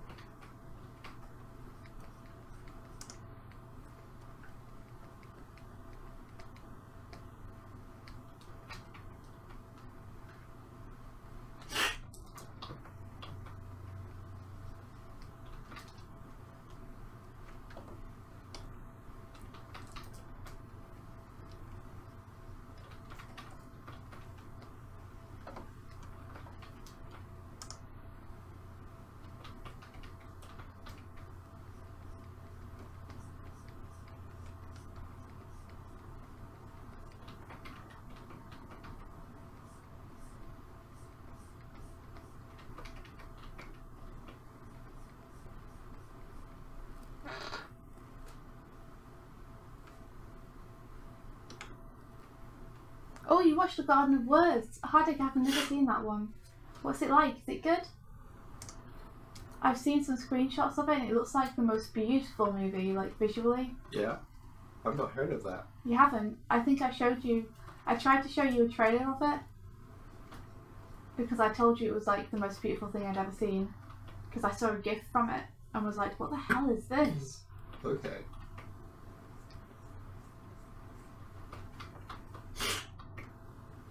Like, just breathtakingly beautiful.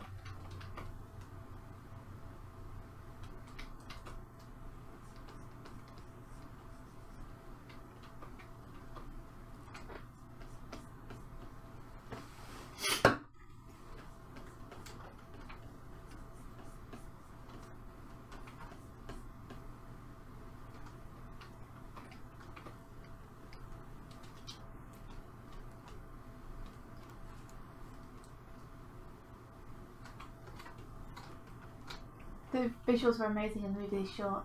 How's the story?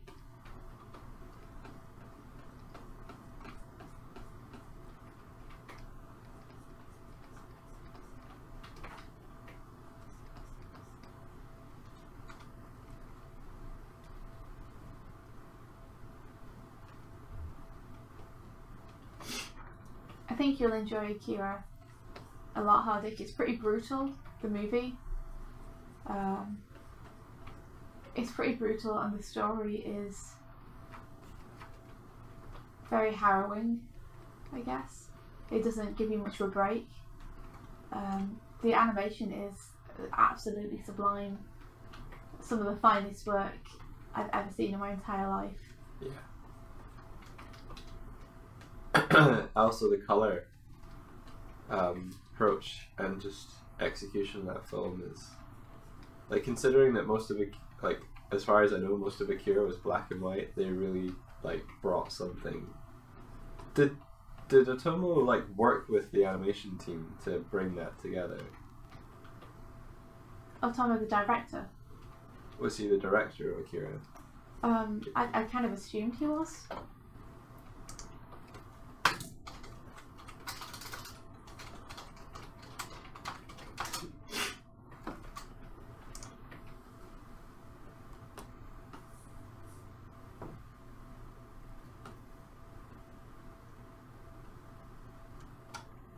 Thank you for the subscription, whoever that was. I just asked for the director of the Akira movie and it gave me the 2016 Hindi film. Like, no. Ken the Idol Man. Thank you. Yeah, it was directed by Katsuhiro Otomo. Yeah, good. I figured. So yeah, he directly worked with the animation team. He probably drew over frames and stuff. Yeah, that was one of the examples I was going to bring up yesterday. Was like, Akira is so so beautifully an adaptation, and it's just like because the person that made it Yeah. like worked on it, brought it into being. I think that's something which is good about a lot of, again, the way that Japanese industry approaches animation and comics is that it takes it seriously because it knows it's big money. So they care about their adaptations, and I think they often get people who have worked on it to direct it, as opposed to us just remaking things over and over and over, and definitely not respecting animation.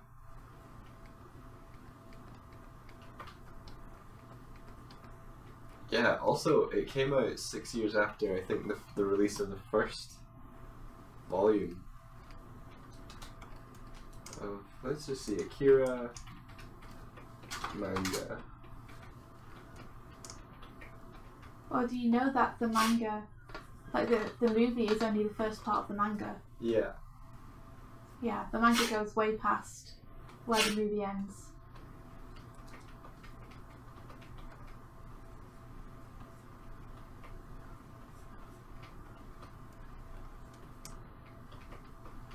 Wow. Initially serialized in the pages of Young magazine from 1982 until 1990, the work was collected into 6 volumes by its publisher, Kodansha. It was one of the first manga works to be translated in its entirety by Marvel Studios. Oh, English language version by the Marvel Comics imprint Epic Comics. Thank you for Akira, the one I'm reading. Thanks for all these frames I'm seeing. Who could live without it? I ask if anyone knows. Otomo is the best person that I know for drawing awesome film Akira. I don't know what to do after that. Someone finish a song for me. Da, da, da, da, da.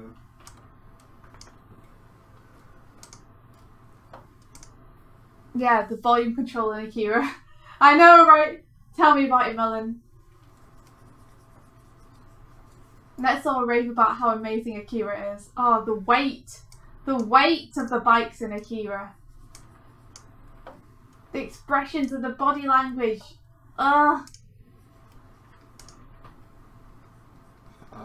Everything is so believable. I'm just playing some of it now. I can't not. Like those perspective shots where every frame of like the environment is hand drawn.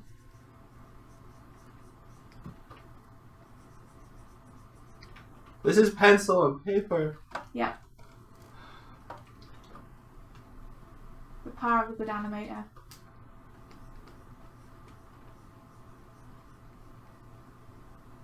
It's so good. It's so good. It's so. We're watching this. The line tests. I want to see the line tests. Show me just a line. Show me just a line. Show me them.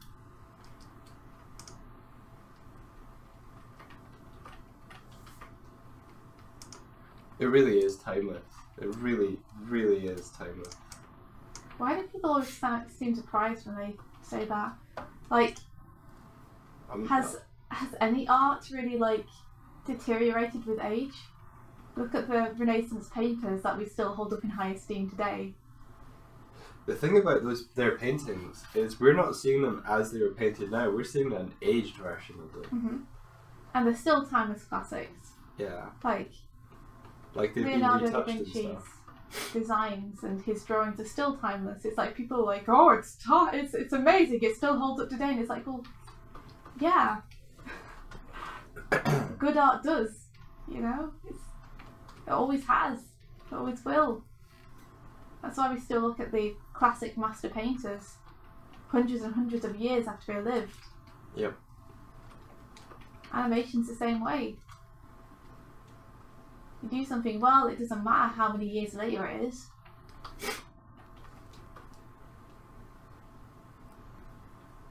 if you do something that digs deep into what it means to be human, people will see and like see themselves in it decades after it is made. Like if you make something that's sort of like a surface level political commentary on what's happening right now or something like that, then it'll age.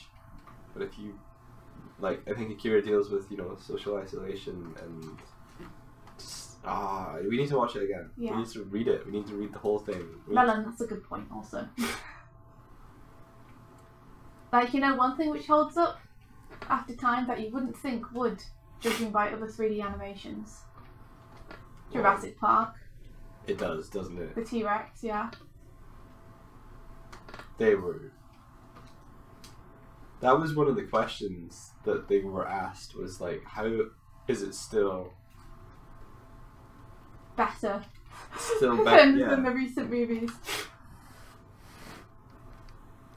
But they... they had something to prove. Like, as Clumsy Martian was saying, they ousted Phil Tippett from what was going to be a stop-motion film. Mm-hmm. Like... Aside from the animatronics and the like the puppets and stuff, they were going to be stop motion, and they were like, "We could do this in 3D." They'd never done anything like it. Spaz was like, "We should do this in 3D." Yeah. He was the person who changed their minds. And the reason it came about is because he just did it. He didn't get permission. He didn't like convince a board of people that it was a good idea. He proved it. He just fucking made it. What Mike means specifically is he made a 3D T-Rex and then he left it on his monitor as the executives were going round. Yeah. With like a walk cycle on it. So when the executives went past... Executives, they're not Pokemon. But when past his screen, they were like... What's this? Oh, what's that? That looks great. And he's just like, oh, it's just a, you know... Yeah, it's just a test I've been working on in my spare time, looking into how we could do these dinosaurs in 3D. And they were like, well, we should look into that for sure, because that looks great. Yeah. He was wily about it. He did like his Looney Tunes. That's true. From what I've heard, everything I've heard about him is very like... Thanks, by the way, Martian, for the message. I will get back to you.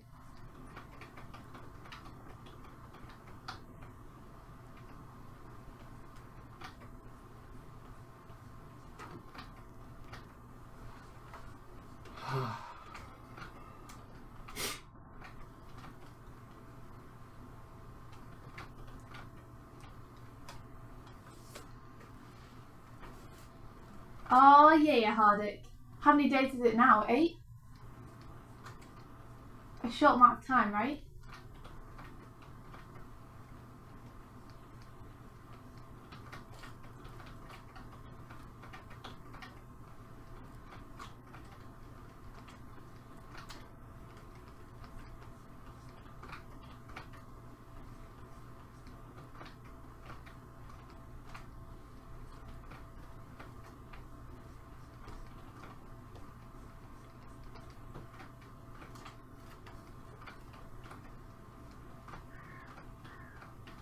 Tried to get a bit more structural with this bear head.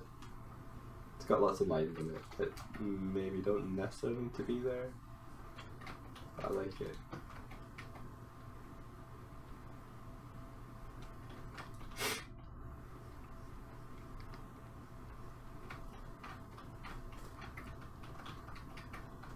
How is your animation going? Oh, it's going okay. Could be better, truth be told. Like, I'm frustrated with how long it's taking me to do. Are you being too pernickety? That's nothing new. I don't know if I'm being too pernickety. I'm not getting the quality that I'm going for in this shot. I think I'm not convinced 100% on the way I've drawn them in this shot. I think if you're unsure, like, take a step back. Yeah, I might move on to a different scene and come back to it later. Yeah. Because I'm not seeing a way to improve. quickly, and I feel like I'd be flailing around to keep trying stuff. So I've got a couple of key poses in there. I might move on to a different shot and then come back to this towards the end. Yeah, we want someone to watch this and laugh, but we want them also to take a feeling of, that was fucking awesome, away from it. Yeah, exactly. So if you're not feeling that, then... Yeah, I'm not feeling it with this shot. Trust your gut. I'm not sure what it is that I'm not getting. I think the animation just isn't very good. Can you play it for me? Because all I've got is that one expression. Well, it's only got 3 frames in it. Oh, so okay. there's no point really playing it for you. It's like just the keyframes. Right, okay. But I'm trying to get the keyframes working by themselves first. Because if it works with 2 frames and the comedy comes through on the animatic, Yeah. I should be able to do the same thing with the keyframes. Yeah. And if they work, then hopefully it will work, you know? Yeah. That's my hope. It's just one of those days where you kind of, you try, you feel it, you feel like it's a good day for animation, but it's just not happening. Gotcha.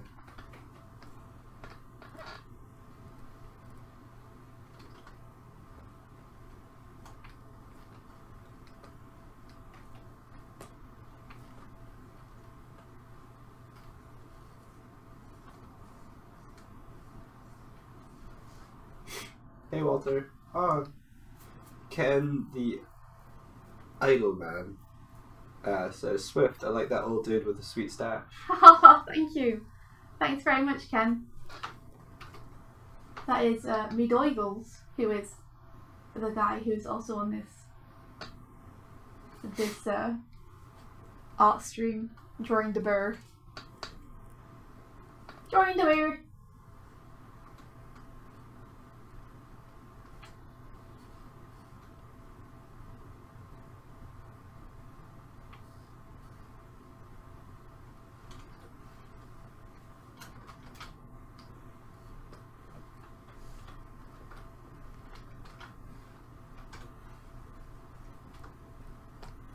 I always start drawing on the wrong layer. I wonder if I can make you like squint just by squashing your pupils.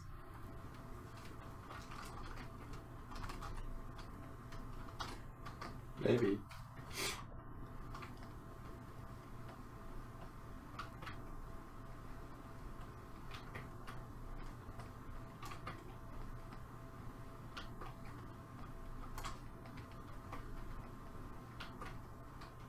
Okay, Melon. Night-o, dude. Night night, Melon.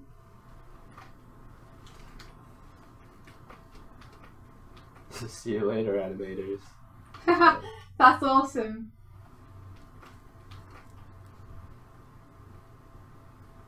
In a while, Melon. I don't know how you managed to make that seem a little passive-aggressive, but Melon. I like the tone. Melon. Say it between clenched teeth. Melon. Who's the guy who visits your streams and makes good jokes and entertains your friends? It's the melon. It's the Melon. It's the melon. Who's the guy who has sweet style and his own steez? His own what? Steez. What's a steez? Style. Oh. Who's the man with the style and has his own steez? Yeah, it rhymed. You don't think on it too much. You're meant to just take it by instinct. You don't have to analyze the lyrics or anything. Jeez, man. I don't have You're to washing my vibe. listen to the song. You just have to chill and go along with it.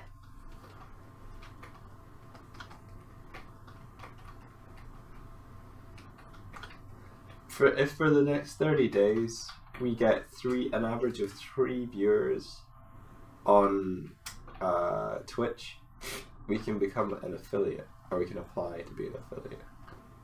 But what would that get us? I don't know. You keep saying this to me as though it's something I should want, but whenever I ask you what that actually means, you never come up with anything which makes it seem worth it. Like, why would we want to be an affiliate? I don't know. Right, okay. I'm just saying it's possible. But what is it? I don't know what it is. It's recognition for being a streamer on Twitch. Recognition? Do we get a little plaque or something? You get a little emoticon. You could have a little jipu or a little... But people have to pay to use them, right? Yeah. Well, I'm not going to make people pay to use emojis. Mm. That's crazy. We would get it. We would get to use it. Okay, We could have it in a little icon. But we wouldn't, because we don't post it exclusively into a stream chat, which we would have to do to use exclusive stream emojis, presumably. Ken says affiliate gives you magic powers. Okay, now that sounds more appealing. Magic powers, you say? Oh man, if I knew that I could just lie to you to convince you. Wait a minute, it's a our lie? relationship would have been very You're saying I don't get magic powers. You don't know, you totally get magic powers. Ken, why would you lie to me? Magic Twitch powers. I'm so excited. That doesn't sound great. The power over your own Twitches. The power to Twitch. The power is with you. I don't know. If you can tell me something cool about doing that, then I'd be up for going for that. I mean, it wouldn't do any harm to get it, I guess, because we don't have to put any emojis in that people have to pay for. He says you can sneeze jelly beans. Whoa. I don't want to. Is he lying, Mike, or is that true? Oh no, it's just factually accurate. Okay. This is something I need in my life. You want to sneeze jelly beans? You should have started with Would jelly you beans, eat Mike. them after you sneeze them? Yes. Okay. I'd make other people eat them. I wouldn't tell them I sneezed them. Oh, you wouldn't. You would offer them. You wouldn't be like hello and then like grab them by the jaw and just be like jelly Sneeze into their face. Yeah. No, unlike you, Mike, I don't spread disease. But I would definitely put them in a little bag and be like, jelly bean? Jelly bean. Jelly bean? Jelly bean. Magic jelly beans. Oh, thanks, Walter. Yeah, I'm pretty ill. I can still draw though. Yeah. That's Mike spreading the disease. He's got a cold, poor Mike.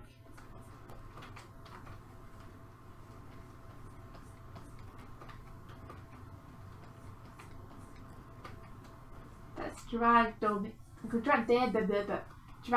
bear hat. Drag it. Give it a drag. Give it a little drag. Delay just a little bit.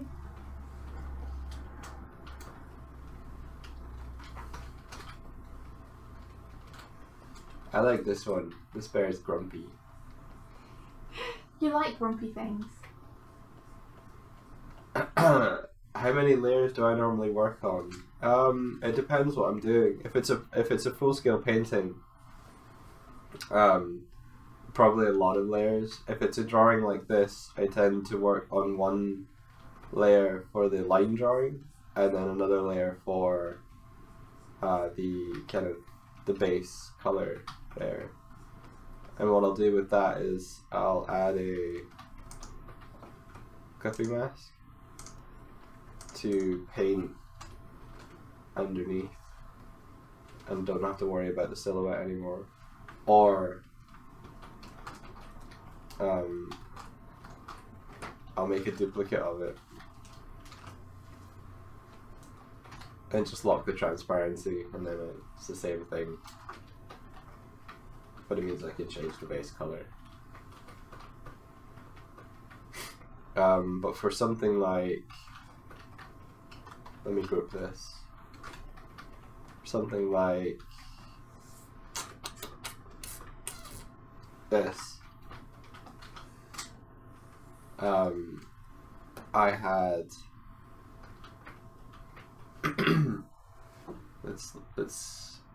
let's give myself more room for the layers. Actually, let's pop them out so you can see them. For something like this,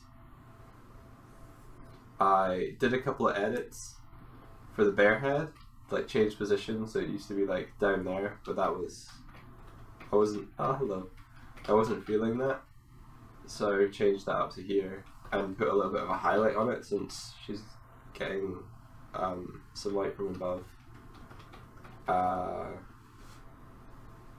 So that's 5 layers of just miscellaneous. That's not really a structured thing. Like, I could probably flatten those and not lose anything. Actually, let me just undo that, because I think one of those was the line art. Yeah, let's not flatten the line art into that. So, line art, if I make this less, and then group this. This was the original line art drawing.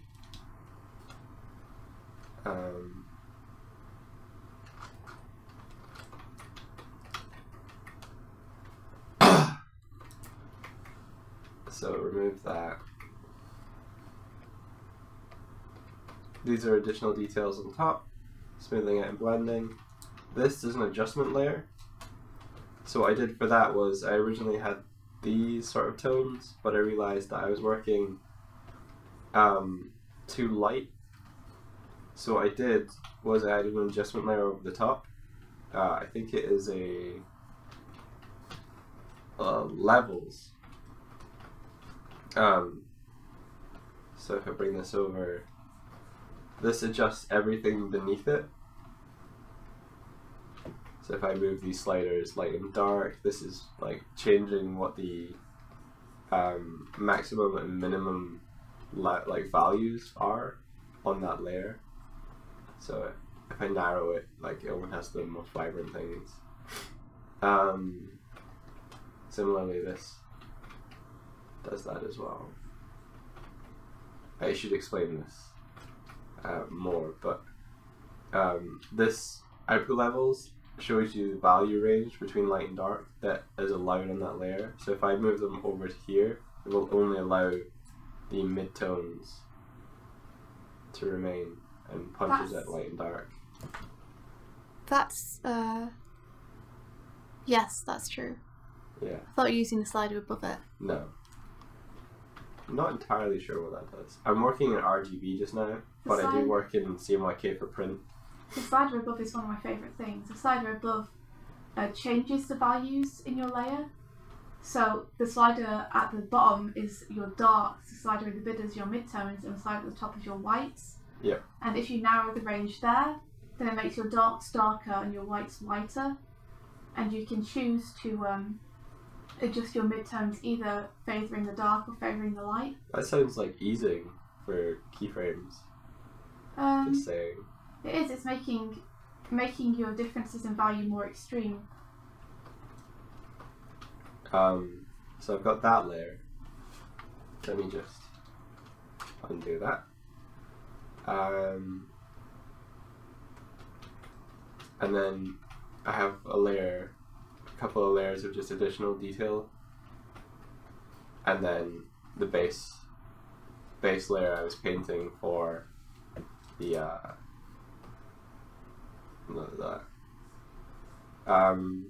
so yeah, I tend to try and keep the layers down if I can, because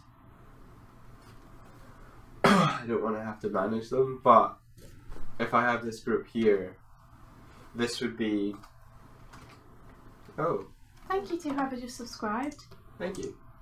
Let me see, your name should come up in a sec. It's Chloe Jane. Hello, welcome.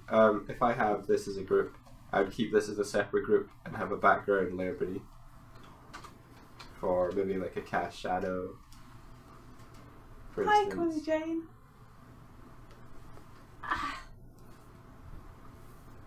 And then make it work independently. I think you want to manage your layers depending on how editable you want to make the eventual piece. Say if you're working for a client and they come in with an unexpected change, you don't want to have to filter out too much.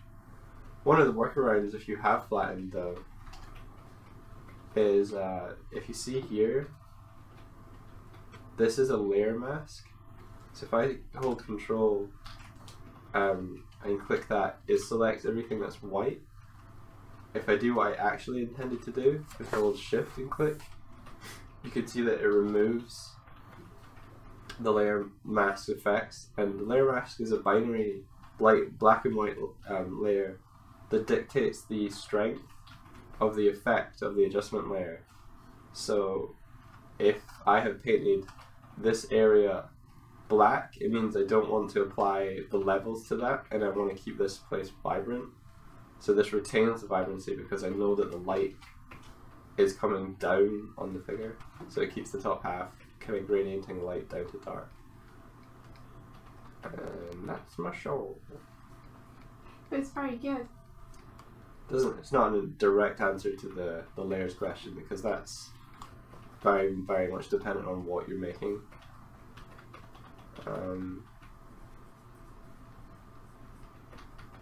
But yeah, any other questions, hit me up. Although I might call it. Oh, okay. Because we have reached 9:20. We have reached the peak. We've reached maximum speed. Maximum velocity has been reached. We must now jump out of the car. Oh, no worries, Ken. I hope that was helpful. We stream every morning. Apart from weekdays. Weekends, yeah. So we won't actually be around tomorrow. Oh, yeah. Or Sunday, but we will be around Monday. Tuesday, Wednesday, Thursday. I got confused there, thinking that you were like using Tuesday as the first day. Yeah. Yeah, I realised just after I said it that eBay misinterpreted it. You're just so fast. Sorry.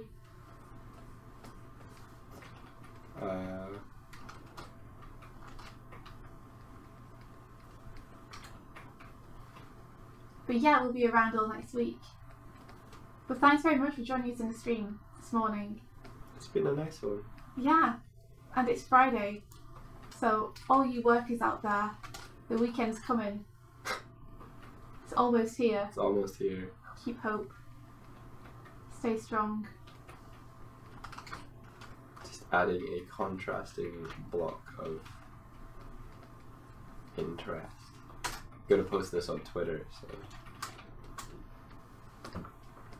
if you want to see any more of these pieces, I'm doing a series of them. I've hashtagged it. Hashtag bear. Spelled like a bear. Naked. Spelled like naked. Ladies. So if you like this sort of stuff, I'm doing a series of them. And with that I say adieu. Well met, travellers, and may the rest of whatever time period you're currently occupying, whether it be lunchtime, evening, morning, breakfast time, Night. after tea, sandwiches, The witching hour. the witching hour, may it be filled with Adventure! adventure! Yeah! I hope to see you all again. Yeah, see you guys Monday. Have an awesome weekend. Goodbye. Goodbye.